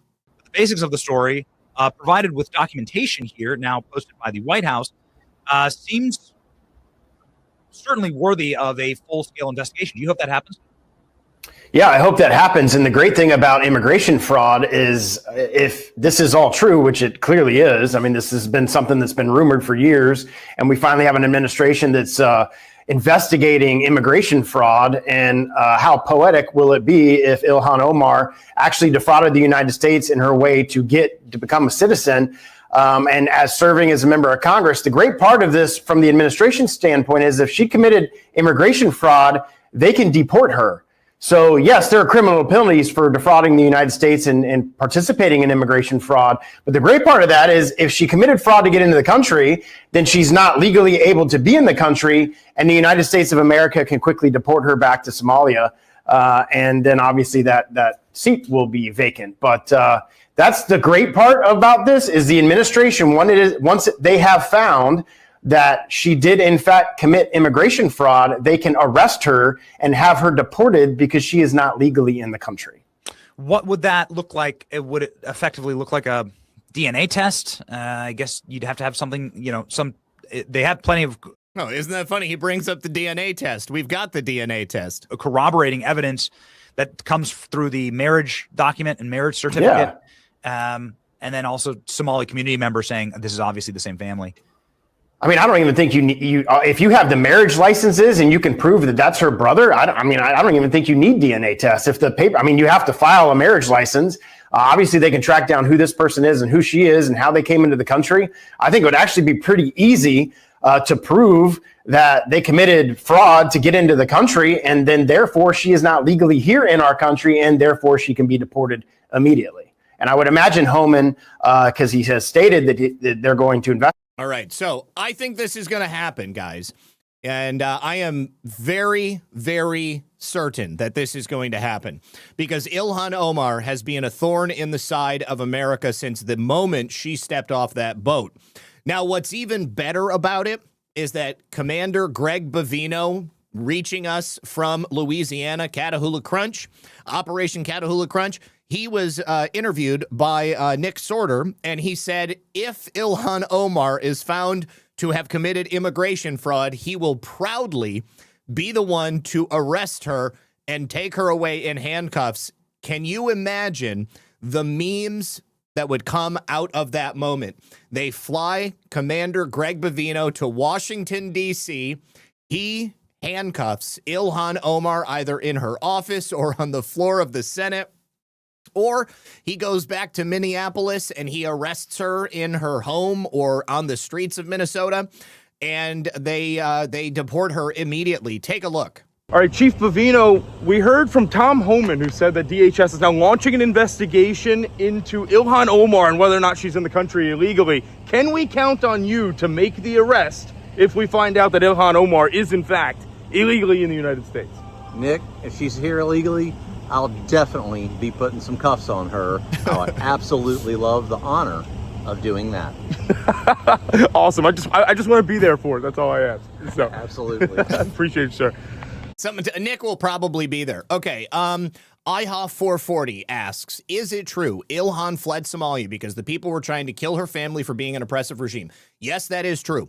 Her family was part of the ruling socialist oppressive regime that was responsible for killing something like 200,000 members of the Somali community there. They were essentially overthrown. They were run out of the country. They left, and then they went to a refugee camp. They used fake names to get into the country, and I believe a fake birth date as well for Ilhan, if not fake birth dates for everybody. Yes, they were part of the regime that was overthrown, and they were not running from an oppressive regime. They were running from justice at the hands of the people who wanted to tear them apart for having killed their family members. That is absolutely 100% true. Let's see. Yes, I am definitely standing on the rug of Ilhan Omar being arrested and deported. I will happily stand on that rug all day. Let me say thank you very much to D. Carroll 8. He says, deporting the tangled-eyed see you next Tuesday would be a wonderful Christmas present. Oh, my gosh. That would be everything that I would want for Christmas. I would be happy. I would be so happy. That would make my year.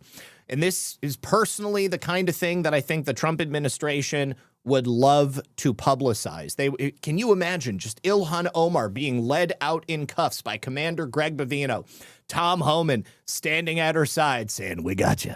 We got you. You're going back to Somalia.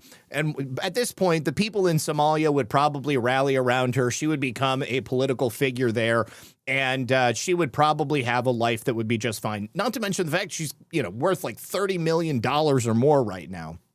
Get her out. All right, now sticking with Minnesota, Treasury Secretary Scott Bessent is now taking a more direct look at the fraud that's going on there. I've heard that he personally will be traveling to Minnesota after the first of the year. And obviously, the many, many millions, probably many billions of dollars that have been scammed by the Somali community out of Minnesota has dramatically impacted the lives of every American. There's a reason we continue to talk about this. Now, for the Treasury's role in the investigation of this scam, it comes into play with these money service businesses that we've talked about. This is like a Western Union, but it is exclusively used for the transfer of money from the United States to foreign countries, and oftentimes they are not regulated in the way that they are mandated to regulate themselves. So what they do is they operate outside of the traditional banking system, because this way they can go to, like, your local warlord in Little Mogadishu. They say, I want to send $1,000 to my family back in Somalia. The warlord takes that $1,000. He says, I'm going to take 20% or something like that. And then he calls his buddies back in Mogadishu proper, and then they deliver the $800 to the family of the people that are here in the United States.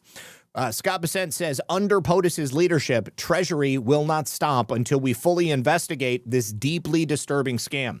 So Treasury will soon be issuing a geographic targeting order subjecting certain money service businesses to enhanced reporting requirements with FinCEN. This important tool will be used to make sure information regarding any such illicit activity is quickly reported to FinCEN and made available to our law enforcement partners. This will empower investigators to develop additional leads through increased scrutiny on funds that are going to areas of concern, such as Somalia. Additionally, Treasury personnel are currently on the ground working hard to uncover the facts. FinCEN will soon be issuing notices of investigations to MSBs of concern, and I can report that the IRS will be examining these businesses. Under President Trump, we will not stop until we fully investigate, analyze, and permanently end this massive fraud ring. So that means Treasury is now targeting these money service businesses that have been used to send money abroad. And in this instance, I think they're probably looking at the money that has ended up in the hands of Somali terrorists. So that's great to hear that in addition to Scott Bessent going to Minnesota, right now we've got investigations happening on the ground with members of Treasury and IRS looking at the activities of the Somali community and for the fraud that they have committed. So they're targeting these businesses that people are using to send wires to family members. And of course, attention on this is as a result of President Trump making notice of the fact that billions upon billions of dollars have been scammed in Minnesota. The fact that fully 50% or more of the people who are in Minnesota from the Somali community are there illegally. And the disparaging comments that President Trump has made about those people are completely warranted. If you have a problem with President Trump calling these things like they are, calling a spade, for lack of a better term, then I don't know what to tell you. You're probably not going to have a good time here. But this is definitely measurably a hub of fraudulent activity taking place in Minnesota. So this is now being prompted by these series of very, very well publicized frauds, not only feeding our future, but the Medicaid fraud, the autism fraud, so many different types of fraud. I mean, these people have this ingrained in themselves as a way of life. So there was a report by a local conservative news outlet, City Journal, which claimed that taxpayer dollars had flowed to al-Shabaab. That is the al-Qaeda-linked terror group that currently operates in Somalia. But they have cited unnamed sources, and the allegations have not yet been substantiated. In order to substantiate them, that's why Bessent is going there. That's why he's got Treasury and IRS on the ground doing the investigative work. Now, this is the type of work that I like to see the IRS doing, and I've never heard of Treasury showing up someplace and doing an investigation. So I look forward to seeing what Scott is able to dig up. Now, also, it's not just Minnesota, it's not just Maine. Apparently, there is also a great deal of Somali fraud that is also happening in Ohio, one of our former home states. So the Ohio, an attorney from Ohio named Mahek Cook is warning that social services in the Somali community in Ohio are being scammed in the exact same way that it is happening in Minnesota. So she says that this is just the tip of the spear, and that the Somali community in Ohio has confirmed to her that they have been pressured to join in massive Medicaid fraud schemes that involves doctors rubber stamping home health care payouts to their family members of elderly individuals so that they can be diagnosed with fake medical conditions. She explained that the scammers in this Ohio Somali community have been exploiting a loophole in the Ohio Medicaid program. It allows individuals to receive Medicaid payments as much as $91,000 per year per individual for care that they are supposedly providing to a family member. So doctors approve these payments, and then in turn, the doctors receive kickbacks themselves out of that up to $91,000. She said they're just rubber stamping a lot of these. And then that same individual a week later, which is supposed to be bedridden, they're all over social media. They're shown dancing or at a party or something like that. So the symptoms that are being used to diagnose these people by the doctors, when investigated, they simply do not add up. She said she believes the problem today is not the community. It's actually the criminals within the Somalian community that have exploited Ohio's Medicaid program, because we have a system right now that's one of the easiest in the Midwest to game. I would argue that although not all Somalians are criminals, not all Somalians are bad, it's a lot of them. It's enough that I think we can take a look at the Somali community and say we definitely have a problem here. Now, there is at least one good Somalian. We're going to hear from him in just a moment. But first, we've got to hear from Governor Tim Walz because he, of course, has been asked by the government to start doing something about this. And if he doesn't do something about this, well, then the federal government is going to take over, and Tim Walz's chance to make right on this issue, it's going to be lost forever. Let's take a listen to Governor Walz. I think he's freaking out, to be quite honest with you. Again, this is 80 people or so that have been convicted in this, maybe some more in that. 87 that have been convicted in the one case thus far. Out of a broader ring, Medicaid fraud will stretch across all ethnic groups. So I think it's really important for us to note each community's got this in their own midst, but to blame them and say that they should have been responsible for stopping it, I think that's a pretty hard reach. I think we continue to educate folks about why they shouldn't commit crimes. You would hope that it's being taught both at home and at schools and in our society. But no, I think this idea that the Somali community's to blame for this because they didn't do more, I think that's how we got into this. And that's, again, I know we're not going to lose the whole plot here. All this work that's being done, Donald Trump brought this to the attention like this is something brand new. This is not brand new, and it's been being worked on, but he made it white hot and very dangerous. Again, he didn't make it dangerous. He brought the attention to it that was necessary because it is not new, but it has not been addressed. If they knew that it was happening this entire time and they failed to take action to mitigate these circumstances, well, then Tim Walz is certainly to blame for the scams and the fraud that we have seen. Now, the U.S. attorney for Minnesota was actually interviewed for a report by the CBS Evening News. They did about 6 minutes on this story for the very first time. It was a far-reaching story. I would have shown you more clips from it, but everything they talked about we've already discussed on this program on so many different occasions. It would have just been simply a rehash of everything. Now, the one thing that I haven't been able to get is a comment from the Minnesota U.S. Attorney Daniel Rosen. Here, he talks about who is to blame for the fraud in the Somali community.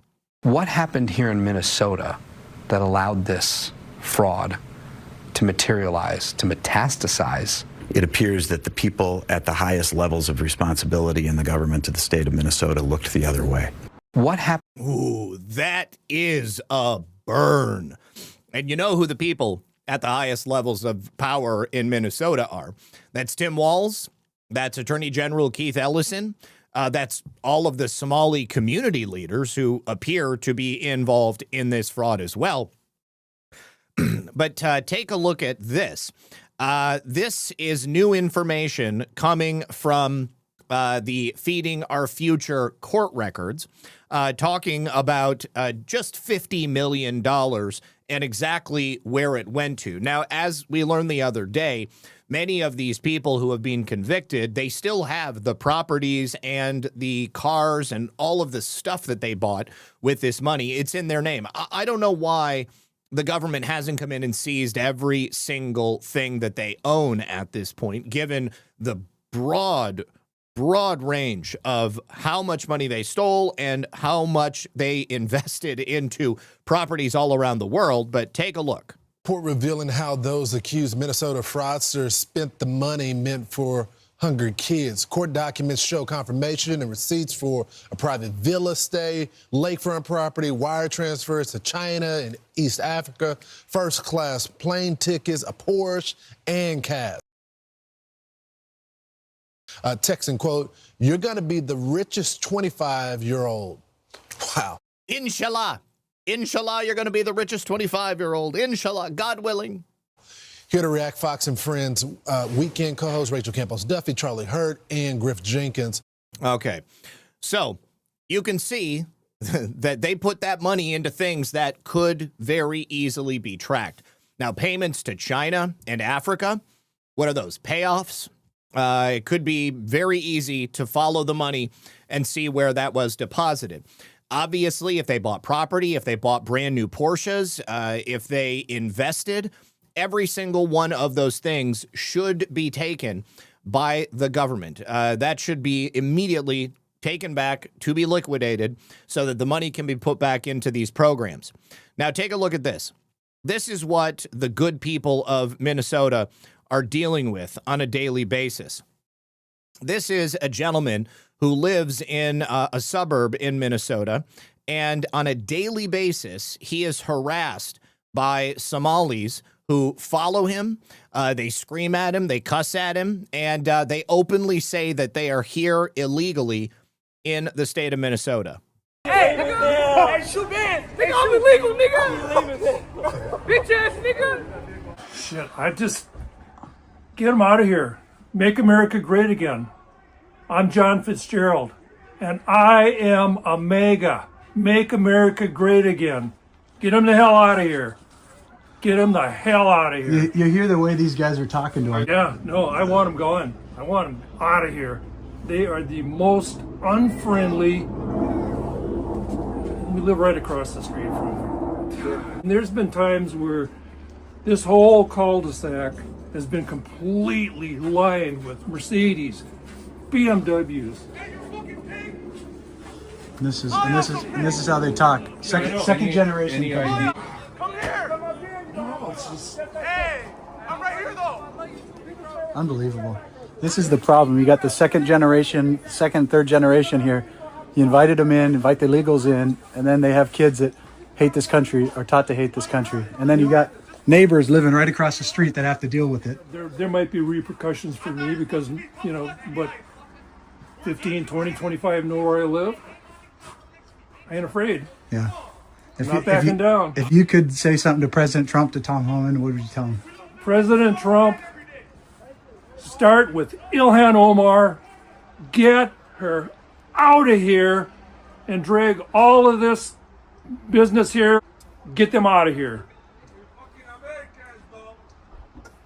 Yeah, we're Americans. Yeah.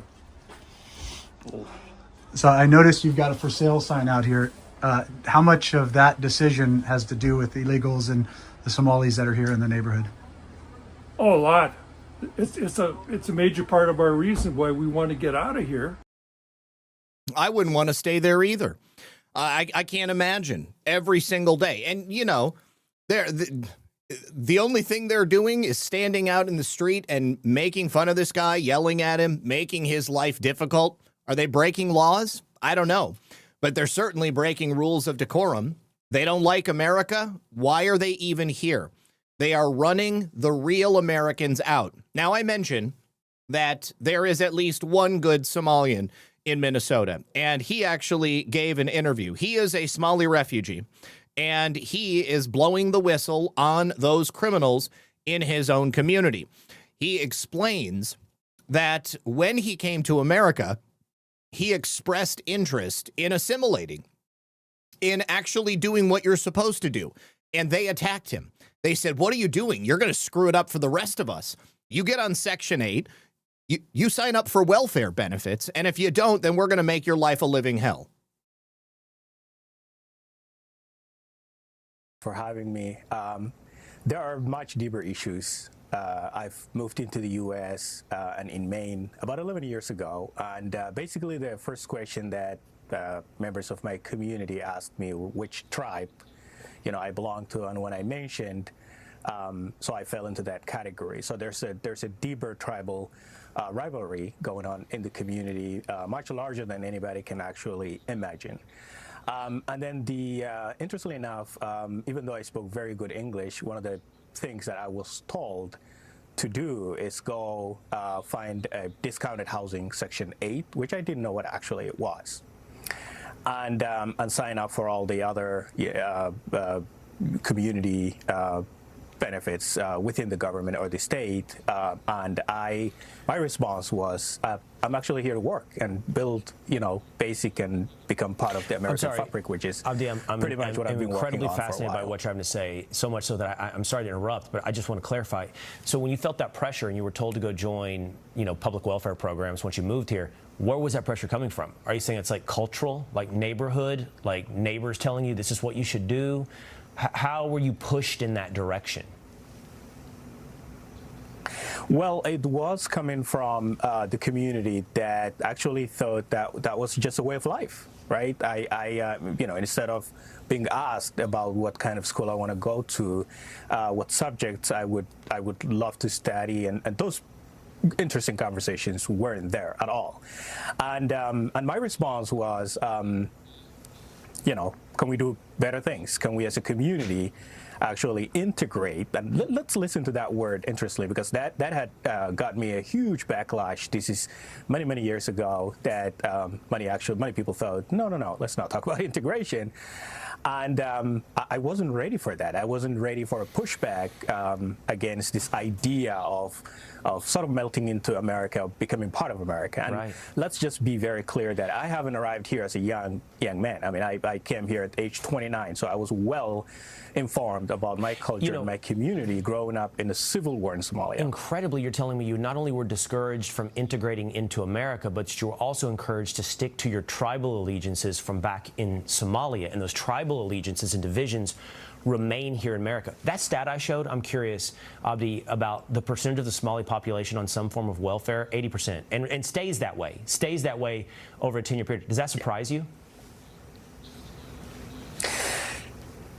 In some ways, it does not. Let me give you one example here. When I was in Somalia, a huge part of the population in Somalia, we're talking about 20 million people in Somalia, a huge number of that depended on $100 that family members in the U.S. sent back home. So there was not a lot of work to rebuild the country or get to work or, just basically building things. So this whole idea of receiving things the easy way has unfortunately actually evolved and became part of our way of life. So, yeah, this is the type of immigrant that we want coming to the United States of America. Somebody who wants to take part in the American dream. Somebody who wants to integrate into the fabric of American society. Somebody who wants to go to school, to get a job, to become educated, to do better for themselves and their family. Not the 80% of Somalians that come here and get sucked into a life of welfare and public assistance and treat it as if it is our job to take care of them for the rest of their lives, because it's not. That day is no longer going to be around much sooner than these people would like to admit.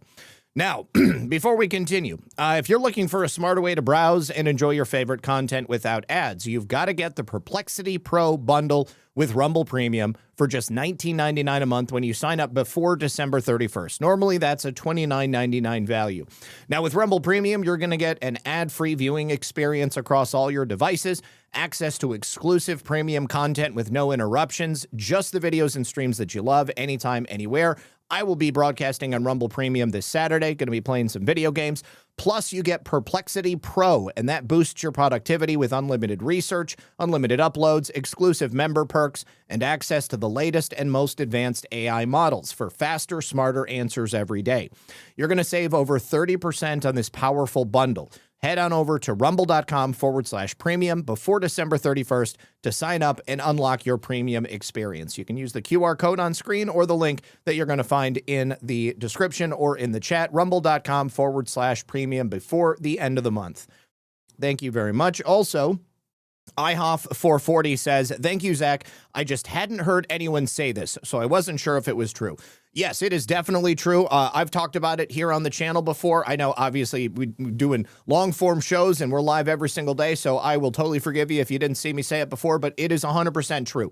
And Ilhan Omar's family was definitely part of the ruling junta that subjugated the people of Somalia to vicious socialist regime for many, many years. And the worst part is that they were supported by the Central Intelligence Agency. So Ilhan Omar, not only was she part of a brutal socialist regime in her home country, she was also connected to the CIA, and her success here in the United States of America, in my opinion, may be also due in large part to that fact as well.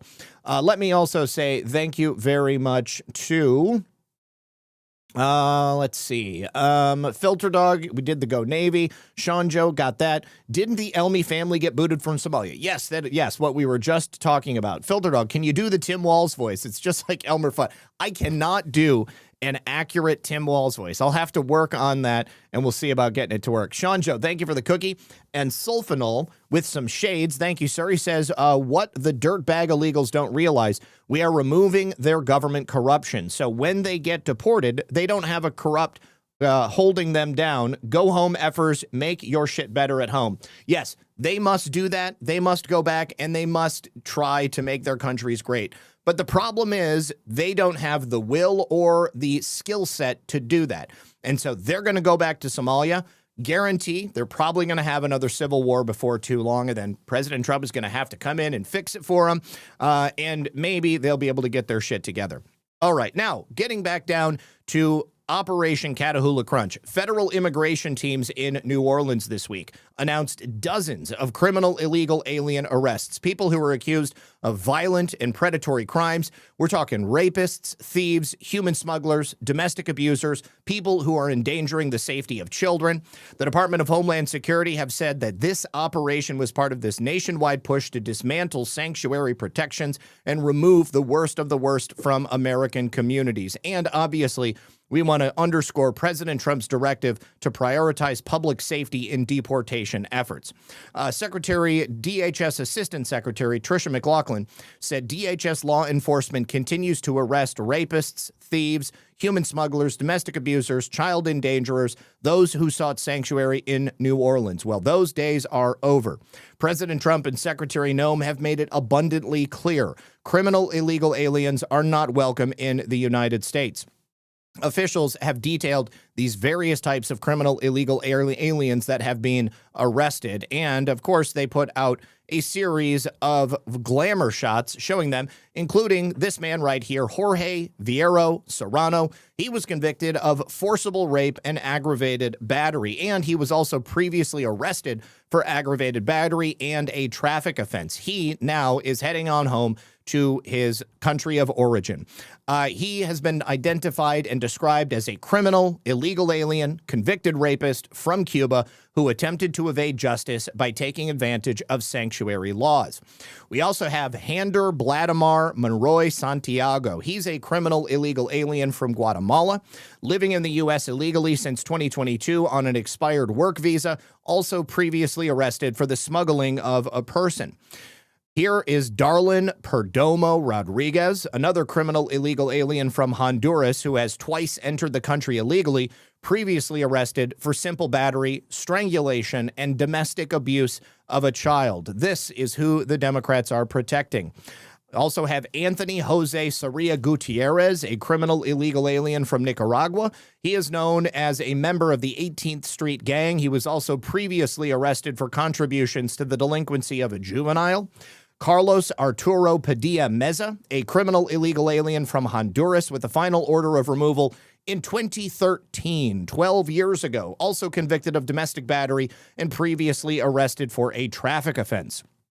Don't forget William Orlando Zuniga Uceda, another illegal from Honduras, previously arrested for domestic abuse, battery, domestic abuse, child endangerment, resisting arrest, failing to identify.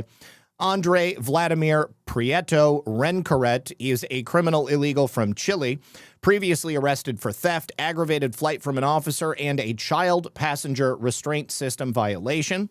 We have a woman in Ingrid Estelle Hernandez Murillo, a criminal illegal from Honduras convicted of domestic abuse, battery, and previously arrested for trespassing. Once again, the people of New Orleans are overwhelmingly in favor of Catahoula Crunch and the work that ICE and Border Patrol are doing. It's just about keeping our freedom and our sovereign nation. Well, I love everybody. And we love you and we work for you. Yes, sir. We work for you. Appreciate Not that. just mine. I don't need to work. Other people do. I'll take care of myself. I'm a Cajun man. All right. Thank you all. Thank you. Nice to meet you. Get a shot of that Bible verse on my truck. You can't go wrong with that. All right. All right. Now, just underscoring how different the atmosphere is down in New Orleans. We've already heard that the people of New Orleans are cooking dinner for these boys. They are walking with them. They are protecting them. They're asking for selfies. It is entirely different. But Greg Bavino has said that unlike Minneapolis, unlike Illinois, unlike Los Angeles, unlike Chicago, not a single border agent has been assaulted in Louisiana. Every single interaction they have had has been positive. Every single time they come across members of the public, they are offering their assistance instead of their resistance. Absolutely. It's like turning a light switch on and off, Sean. It's like turning a light switch on and off. Sean, we haven't had one use of force against a violent protester or a mob, and also we've not had a Border Patrol agent assaulted for the entire time that we've been here in Louisiana. We've been here almost 2 weeks now. No vehicle rammings, no shots fired against Border Patrol agents, no physical assaults. You have to attribute that to the fantastic support of Governor Landry and, again, those police chiefs and law enforcement and also the community. It's a beautiful thing. You love to see it. Now, unfortunately, yet another criminal illegal alien has been arrested, this time in Washington state. He's an illegal from India, and he was a semi-truck driver. He caused yet another deadly crash. This time, he was arrested after this deadly crash in Washington, and of course, he was let into the country and released by the Biden regime. He is a 25-year-old man by the name of Kamalpreet Singh. He killed a 29-year-old man on the morning of December 11th after he crushed the victim's vehicle between two trucks while driving northbound on SR 167. Now, it's highly likely that Singh obtained his CDL in California. He resided in California. He is, of course, now facing a charge of vehicular homicide. Troopers said 3 vehicles were traveling in one lane when one of them stopped for traffic and a third failed to slow in time. According to State Patrol, a 2020 Freightliner Cascadia semi-driven by 25-year-old Kamalpreet Singh of Elk Grove, California, struck the rear of a blue 2010 Mazda 3 sedan that had been stopped behind a white 2016 Peterbilt truck. The Freightliner overrode the back of the Mazda and pushed it under the rear of the Peterbilt. Troopers said the engine compartment of the Mazda caught fire after the impact, but the flames were quickly extinguished. The Freightliner and Mazda came to rest in the left lane, and the Peterbilt was on the right shoulder. This is yet another example of California giving out these CDLs to illegal aliens illegally, and it leading directly to the death of an American citizen. That man driving the Mazda has been identified as Robert B. Pearson, 29 years old, of Bonnie Lake. He passed away at the scene. Next of kin notifications were completed by State Patrol sergeants, and Singh first illegally entered the U.S. in Lukeville, Arizona. This was back in December of 23. Biden's Border Patrol released him into the interior of the country, and he came in on Christmas Eve, December 24th. Now he is facing the charges of vehicular homicide for this senseless and unnecessary death of an American citizen. ICE has placed a detainer on him with local law enforcement. It remains to be seen whether or not the Washington law enforcement agencies that are holding him are going to be willing to hand him over to ICE. It is not believed that this Singh has any other relation to 2 other Indian illegal truck drivers, also with the last name Singh, that are also facing charges for killing people in crashes in California and in Florida. Those other two Singhs are Jashanpreet Singh and Harjinder Singh. He just happens to also be named Singh. Here is another of those individuals who had caused a tragic incident causing the death of two people in Oregon. This guy is also from India, Rajinder Kumar. He killed two people after his truck jackknifed. That was on November 24th. He jackknifed a semi-truck and trailer blocking both lanes of Highway 20. This is when the Subaru Outback collided with the truck and killed both the driver and the passenger, William Micah Carter and Jennifer Lynn Lower. I meant to look these two people up and see if we can find any information about them. Let's do that right now. Because everybody talks about the people who did the killing, but then it seems like we don't get any information about these people who died senselessly. Yeah, so the news may talk about these people. William Micah Carter was only 25 and Jennifer Lynn Lower was only 24. So young people. Newlyweds. They were newlyweds. That makes it even worse. So where are the pictures of these newlyweds? I feel like you need to pay homage to the victims instead of just simply showing pictures of the killer. Come on, let's see. Who are these people? I sure hope their families are doing okay. Okay. God, and of course, there's a bunch of different pictures of couples. Is this them? Jennifer Lowery. No, that's Jennifer Lynn Lower. Let's just look for William Michael Carter first.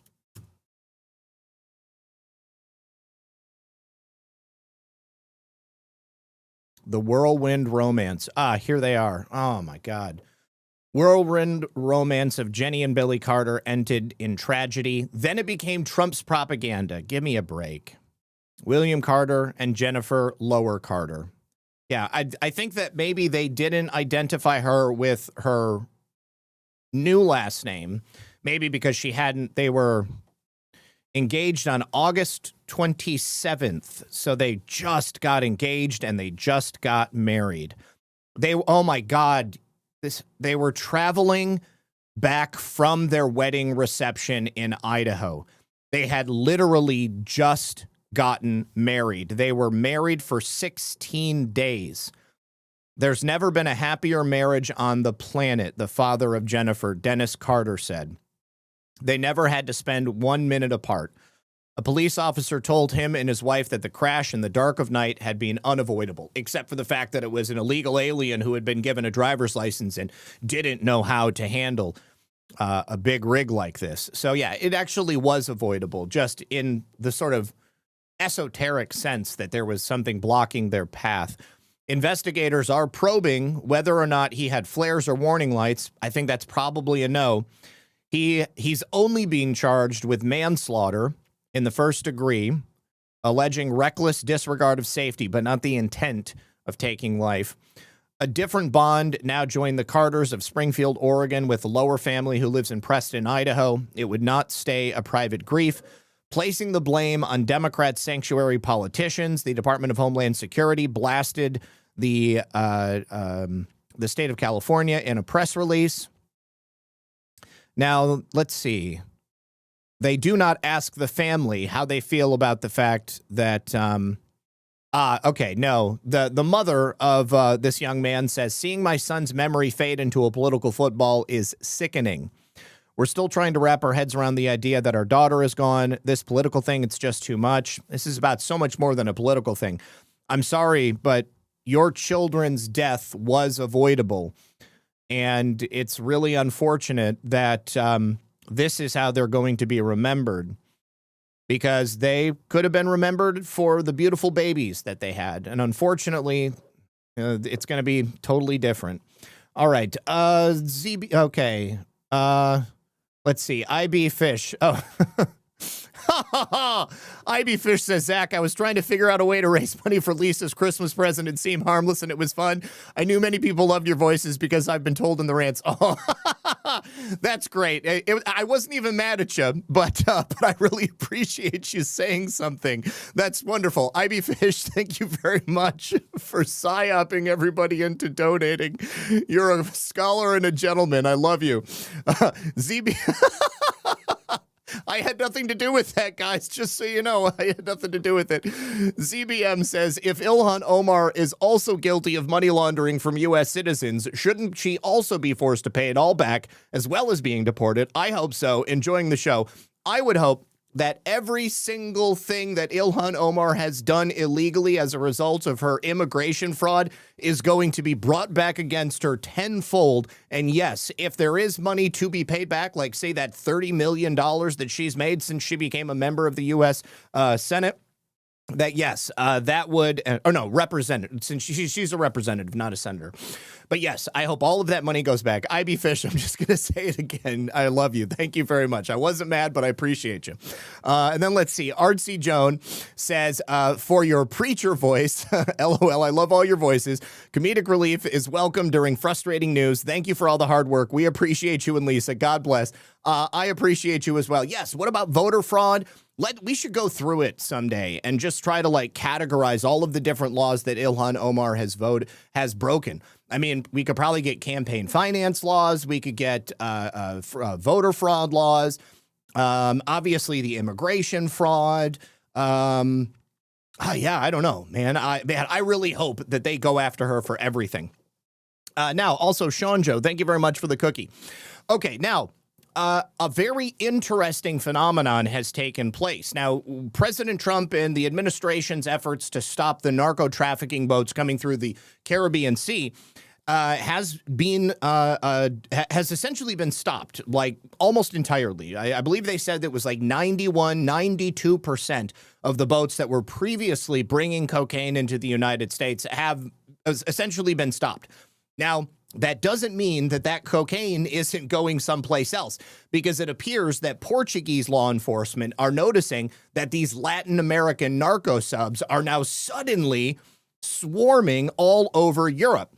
So it's very funny to me because the European global elites have been coming after us, the Americans, and President Trump so hard because of the operations we've been doing, but we've shown that it works. And now, as a result of us stopping the cocaine from coming into our country, now Europe is being forced to contend with all of the cocaine that's being brought into their various countries. So Arthur Vaz, he's the chief narcotics police officer of Portugal. He said on Monday that these Latin American drug cartels are now suddenly shipping huge amounts of cocaine to Europe, frequently using these cheap narco subs that have proven difficult for European coastal patrols to detect. Europe is literally being flooded with cocaine, he said. Criminal organizations acquire the drugs in Latin America, and then the price at which they place it on the markets, there's obviously a big profit margin here. Now, according to Vaz, some of the cartel's products are shipped by traditional methods, including illicit loads on cargo ships and high-speed drug boats, but the narco subs are the new threat. They are not true submarines, but they're rather cheaply made boats whose hulls are mostly hidden under the water. Only the top half or the top portion of the ship is exposed above the waves, and the cartels have found it pretty easy to paint the hull with colors that are going to match the waves of the Atlantic Ocean. So Portugal has managed to intercept a single narco sub in early November with support from the UK National Crime Agency and from us working with the DEA. They seized over 1.7 metric tons of cocaine that was bound for the Iberian Peninsula. Now, I've heard people say, you know, these boats don't look that big, but geez, oh, Pete's, to put 1.7 metric tons inside one of these narco subs, I mean, it's obviously got to have, quite a bit of room in it. Between the heat, the vessel's fumes, and the high waves with difficult weather conditions, even one day is tricky. Oh, no, I'm sorry. The ship had a crew of 4, which included 2 Ecuadorians, a Colombian, and a Venezuelan, a mix that told Portuguese police they were dealing with a multinational cartel. You could say a transnational criminal cartel, a transnational drug cartel, a transnational narco-terror cartel. The narco sub was so shoddily constructed that it sank in the Atlantic after the crew and the cargo were seized. Between the heat, the fumes, the high waves with difficult weather conditions, even one day is tricky. By the end of 15 or 20 days, all you want is to get out. Can you imagine? I mean, some people have a difficult time being together in the same home with their relatives for like 5 days over Christmas. Can you imagine 20 days inside this tiny little narco sub that cannot get out of the water, that has to be in the water for that entire trip? Just imagine, like, you got to take a pee, you got to go poop, you got to bring enough food, enough water. Like, people probably go crazy by the end of it. So this particular intercept in November was apparently made possible because they got a tip to Portuguese authorities that this narco sub was on the way. So Sjord Top, the director of the Maritime Analysis and Operations Center Narcotics, noted that there have been very few successful interceptions of these semi-submersibles. And they said the Portuguese Navy did a brilliant job in even getting this one. Portugal captured another narco sub back in March. That one had 6.5 tons of cocaine. But drug enforcement experts say most of the subs are getting through, which means a huge amount of cocaine is coming to Europe's shores, and a ton of parties are being well stocked. Now, The Guardian noted in September, narco subs were pioneered by Colombian cartels back in the 80s. But usually they were used for short hops across the Caribbean to Mexico or the United States. These transatlantic narco subs are newer, faster-growing phenomenon, and the cartels grow either more ambitious to expand their reach to Europe or more desperate to sell their product as access to the United States is cut off. I think that's probably what's happening here. Now, the first time they captured one of these narco subs was in the Atlantic back in 2019. This was near the end of a journey that came from Brazil to the Iberian Peninsula, a 27-day ordeal that narcotics police described as insane and a nightmare for the crew. They saw the Coast Guard ships and they just, get me the hell out of here. I can't do it anymore. Brazil. In March of 23, the Colombian Navy discovered a narco sub floating in the Pacific with 2 dead crew members, 2 more survivors in poor health, almost 3 tons of cocaine in the cargo hold. Colombian officials attributed the deaths and injuries to the inhalation of toxic fumes from the engine. Brazil was the early hub for constructing and launching of these subs, but journalist Javier Romero, a persistent chronicler of the sub industry, told The Guardian they are now being constructed and launched from many different locations across Latin America, and the number of subs hitting the Atlantic has increased dramatically since the summer of 2025. Romero said the narco sub industry was as exploitative as the rest of the drug trade, with crews getting paid a pittance, often less than $5,000, for undertaking a hellish ride in propeller-driven coffins to deliver cargoes worth hundreds of millions of dollars to the streets. Just imagine spending hours or days stuck inside one of these things. It's total madness. The new generation of narco subs are more advanced than the pioneering ships built by the Colombian cartels, sometimes boasting depth sonar, long-range radio, anti-radar equipment, and water-cooled mufflers to mask their heat signatures. The hulls are more often made of fiberglass or metal than wood, and the improved hull designs have much smaller radar signatures. In July of this year, the Colombian Navy seized a narco sub that was operated remotely via a Starlink antenna. The ship had no cargo, leading security analysts to believe it was a trial run for unmanned submarines. The sea drone could have carried up to 1.5 tons of cocaine if it had been fully loaded. Removing the crew eliminates the risk of captured operators cooperating with authorities. That's something I never even considered. If you could, you could pretty easily nowadays just give an off-the-shelf technology and components, put together a drone that would travel through water and bring 6 or 7 tons of cocaine to wherever you're hoping to get it. Let me also say thank you very much to Cindy Lou for another $50 rant. She says, this is for the Funny Voices Fund. You won't get that on Fox News. I've been watching since late 2020. Love you and Lisa. Cindy, I love you as well. Thank you so much for that generous donation. And thank you again to IB Fish for setting it off for us today. I really appreciate you, bud. All right, now, this is Horrible. Okay, this is what happens when you allow socialism to take over your government, to take over your healthcare industry. This is from England. A young man with Down syndrome fell down and broke his hip in 2021. In October of 2025, his hip was still healing, but he was incorrectly listed as nil by mouth by the NIH, their socialized medical system. So doctors at the hospital where he was being kept fed him no food for 9 days.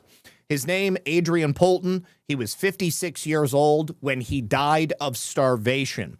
Now, his father spoke to ITV News and said, not being medical, we just naturally thought he was having nutrition given to him, but as it turns out, they were actually starving him. His sister described his state at the time of his death. She said he was really poorly. He didn't look at me and Dad. He said, Leslie, I don't want to die. He knew he was going to die. It was just awful. Oh my God, I can't even believe this. So somebody incorrectly wrote down that this 56-year-old man who had a family that was coming to visit him, he only broke his hip. They incorrectly wrote down that he was not supposed to be given anything by mouth. And rather than ask any questions with all of the people working inside of a hospital for 9 straight days, they didn't feed him and he died. He just starved to death. And I'm sure his family was asking questions like, what's going on? You know, why is my son wasting away when he broke his hip several years ago and he's still healing? This is ideally what they would like to have happen. You know, this is the kind of thing they want you dead. Okay. If you can no longer be profited off of through the industrial complex that is the pharmaceutical industry, if you can't be profited off of by the healthcare managed funds that are out there to siphon off as much money as possible and get as much money from the government, well, then they want to give you the opportunity to just kill yourself or to be killed by the medical industrial complex. You know, 56 years old, didn't need to die. They let him starve to death. I can't think of a more tragic example of why the national or the NIH, their socialized medical system, is a complete failure. Now, you know, if you have Down syndrome in a place like this where they have assisted suicide, they'll also just go ahead and kill you for that. They've had people who, like, just people who are just sad. They can't get over their own bullshit. And so they just, okay, we'll go ahead and kill you. You know, like that's Canada for you. All right. Now, I know what you're thinking. Zach, why do you have a porn star on your screen? It's a very specific reason. This woman is obviously mentally ill, okay? She's had millions of dollars in plastic surgery to make herself look like something that does not exist in nature. Her name is Mary Magdalene, and she is now dead. She died in Thailand because she plunged off of the 9th floor balcony of her hotel room or her apartment. I'm not sure which. Now, you might say, well, with somebody as top heavy as that, it might be easy to lose your balance and tip over. Or you might say airbags don't work because they certainly didn't help her when she fell from the 9th floor of this building. Now, I only brought this story up in conjunction with the next story because I couldn't believe that this happened, and I was planning to talk about this. Now, the FBI has recently released statistics on active shooter deaths that take place in the United States. And for the people who are trying to control our ability, our right to continue to exercise our Second Amendment and own guns, they will point to the number of deaths and they will say, this is unacceptable. We can't have these people dying as a result of gun deaths, so we just need to take your guns. It would probably surprise those people to learn that you are 33 times more likely to die like that woman falling than you are to die from an active shooter situation. So, from 2000 to 2024, there were only 1,432 people who were killed in active shooter situations.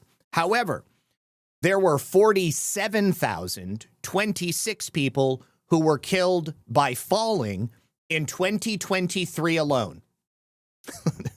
In 1 year, almost 50,000 people died, more like that porn star who fell off the 9th balcony of her building in Thailand. So the FBI said that there were 556 incidents between 2000 and 2024. So 556 cases of active shootings with 1,432 people being killed and 2,489 people being wounded. What that tells me is that the number of people who die in incidences like this, while always tragic, it is infinitesimal when you compare it against the many other ways that you could possibly die or be killed as you simply walk out your door or you stand on the 9th balcony of your apartment in a foreign nation. The year with the highest number of casualties during this time frame that was studied was 2017, and there were only 734 deaths in 2017. Now, I have to believe that this accounting here, these statistics, they do not account for the shootings that may happen in a place like Chicago. I think they categorize those as something else entirely. But the second highest year for deaths from active shootings was 2016, and that was only 214. So the year of 2017 with 734 was a total outlier. Generally speaking, it's a lot less people who are going to die from active shooting incidents. But the figures for the National Safety Council show that you are far more likely to die from falling. Again, 47,026 people died from falls in 2023. The National Safety Council noted that more than 8.8 million people treated in emergency rooms for fall-related injuries happened in 2023. So 8.8 million treated in hospitals, 47,026 of them died. You are far more likely to just fall down and get an injury which may lead to your death than you are from some maniac shooting you either, in a public place or somewhere else. Also in 2023, the National Safety Council stated that there were 100,304 deaths from preventable poisoning. Preventable poisoning, that's right. So you are more likely to be poisoned than you are to die in a shooting incident from some maniac. So 1,432 deaths in mass shootings from a 24-year period versus 47,026 deaths from falling in 1 year alone. And over 100,000 deaths in 2023 from people being poisoned. So you do with that what you will. But these are statistics that the gun safety or the gun control proponents are never, ever going to tell you. I couldn't believe it. I knew that it was a lot. It wasn't very likely that you were going to die from an active shooter, but I had never considered that simply falling was a way that you would be more likely to die, or even poisoning. Poisoning, that is absolutely insane. All right. Now, we'll go ahead and close it there for the night. I want to go through the final thank yous that we have over on the channel, and we'll do one more final message from our friends over here on Rumble. That will be for Rumble Premium. Once again, thank you very much to Rumble, and thank you very much to all the platforms that allow me to operate on a free speech basis. You guys have probably noticed Rumble is growing fast and it's not slowing down. They're building a real alternative to big tech that puts creators first and actually protects free speech. Now we have Rumble Premium. It's an easy way to upgrade your experience. With Premium, you get ad-free viewing across the platform, no pre-rolls, no interruptions, just the content you came for. Plus, Premium members unlock exclusive content like bonus videos, behind-the-scenes drops, and even more from your favorite creators. Right now, Rumble is offering $10 off an annual subscription. And to get that, you just go to rumble.com/premium and use this code STUDIO at checkout. Once again, that's rumble.com/premium. promo code studio, and you'll get no more ads, more freedom, and the content that you actually care about. That's the deal. That's the QR code. That's the link. And you can do all of that after we get done here with Red Pill News. Thank you very much to Rumble, and thank you very much to everyone watching on every platform. Looks like one final thank you from Kitsko over on Rumble. Maybe Zelensky make that trip where with the Euro clan last week because the subs were in port. That would be possible. Oh my gosh. I actually do have a video about Ukrainian corruption, which was released by NABU, the Ukrainian corruption organization. Now, we'll watch this, and then we'll go ahead and close out. But we've heard about the $100+ million that was stolen from the Ukrainian energy scams by the people surrounding Zelensky. Andriy Yermak, I can't remember everybody's names, but it gets way worse. The anti-corruption investigative body of Ukraine has discovered far more, and I have not seen this reported anywhere else. Take a look at this. Okay, so again, this is a video coming from NABU, the National Anti-Corruption Bureau of Ukraine, and the Ukrainian Specialized Anti-Corruption Prosecutor's Office. But nobody else is talking about this.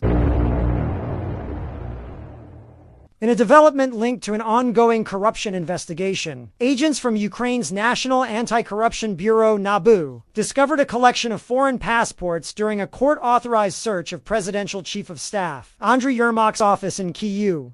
The search, part of an investigation into a $100 million embezzlement scheme in the state energy sector, was conducted by NABU on November 28th.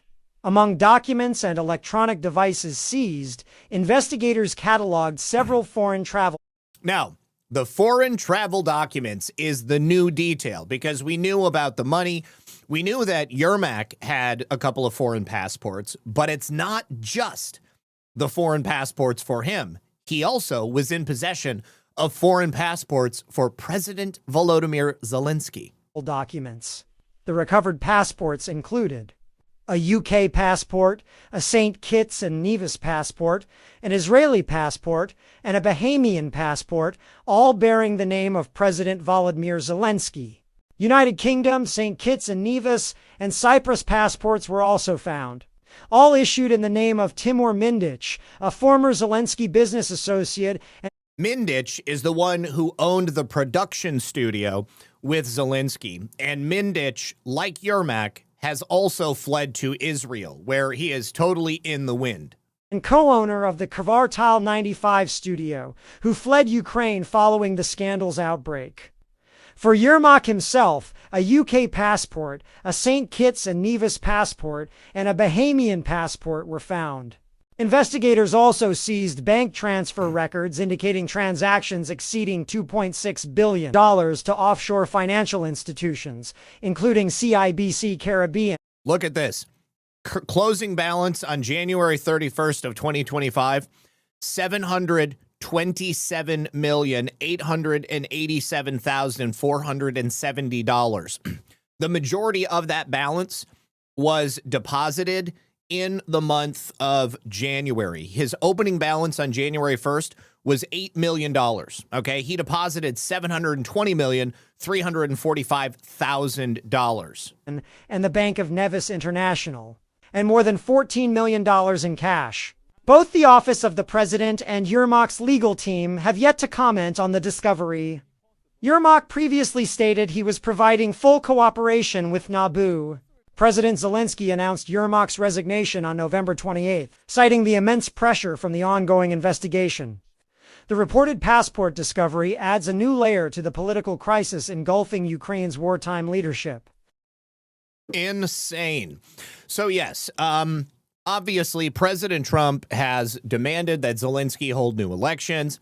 I have said for a long time that, in my opinion, the primary reason that Zelensky has kept the war going despite the obvious failure of the Ukrainian military, the fact that they are running out of men, they are running out of bodies, they are conscripting old guys on the streets, riding their bikes, going, to search for wood in the countryside. is because as soon as he is no longer the president of Ukraine, he loses all utility and he loses all protection. The next government that comes in is going to find much more fraud. They're going to start looking at the transfers of all of this money, the many billions of dollars that the United States government has given to Ukraine. There's a reason that Zelensky has resisted that as part of the peace deal, because he wants to secure his exit so that the war will end, and then Zelensky will hold elections, and then he will immediately turn tail and go someplace else. If I had to guess, I would say that Zelensky is probably going to end up in Israel because a number of his close business associates have already gone there. Israel obviously does not have extradition with the United States, and Zelensky needs someplace to go spend the rest of his life if he wants to survive longer than it takes him to sign that peace plan. Thank you so much to Snowcat Operator for gifting the subscription, and it looks like it was picked up by Pen W. Congratulations, Pen W. All right, guys. Thank you to everyone. I really appreciate the very generous donations today. You guys are awesome. Final thank yous over here on Pilled to Sean Joe for 2 more cookies. You are awesome. Thank you very much to everybody over there watching on Getter. Thank you to everybody watching on Pilled on YouTube. Thanks for watching on X. And don't forget about the final sponsors of the program. That's my friends over here at onenessdrops.com/BOGO, Red Pill 78, because you'll get a buy one, get one free on everything they offer. So you want to get one chlorine dioxide water purification kit, they will automatically send you another.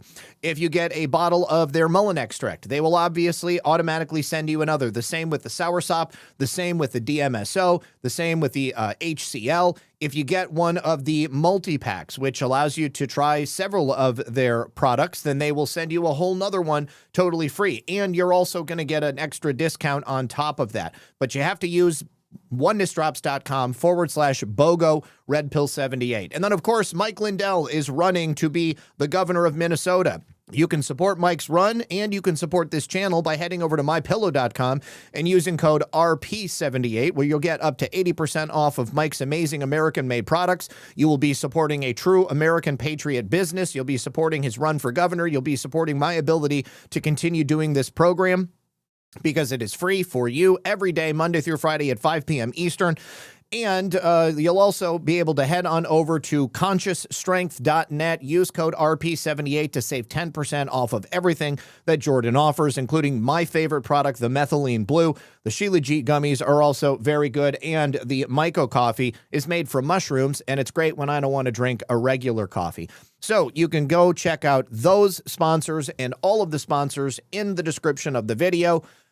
Final thank you to Amy Gherkin61. Just had to get in on the Christmas gift psyop. Merry Christmas, Zach and Lisa. Merry Christmas to you as well. And thank you so much once again, $50. Really appreciate it. G. Fontez says, so often I did something and said, I could be hit and killed by a truck tomorrow to justify what I wanted to do. Now, voting Democrat is more dangerous than any firearm, excluding CDLs to illegals. You are so correct. Voting Democrat is as good as committing self-deletion. All right, you guys, good luck. God bless. I'll see you tomorrow. I'll be live tonight at 10:30 on Badlands for Only Lands. Join me there, or just be back here on Monday. Or if you want to hang out and play video games, you can join me on Sunday. Keep an eye out for the link that will be coming for that on Sunday morning. All right, peace.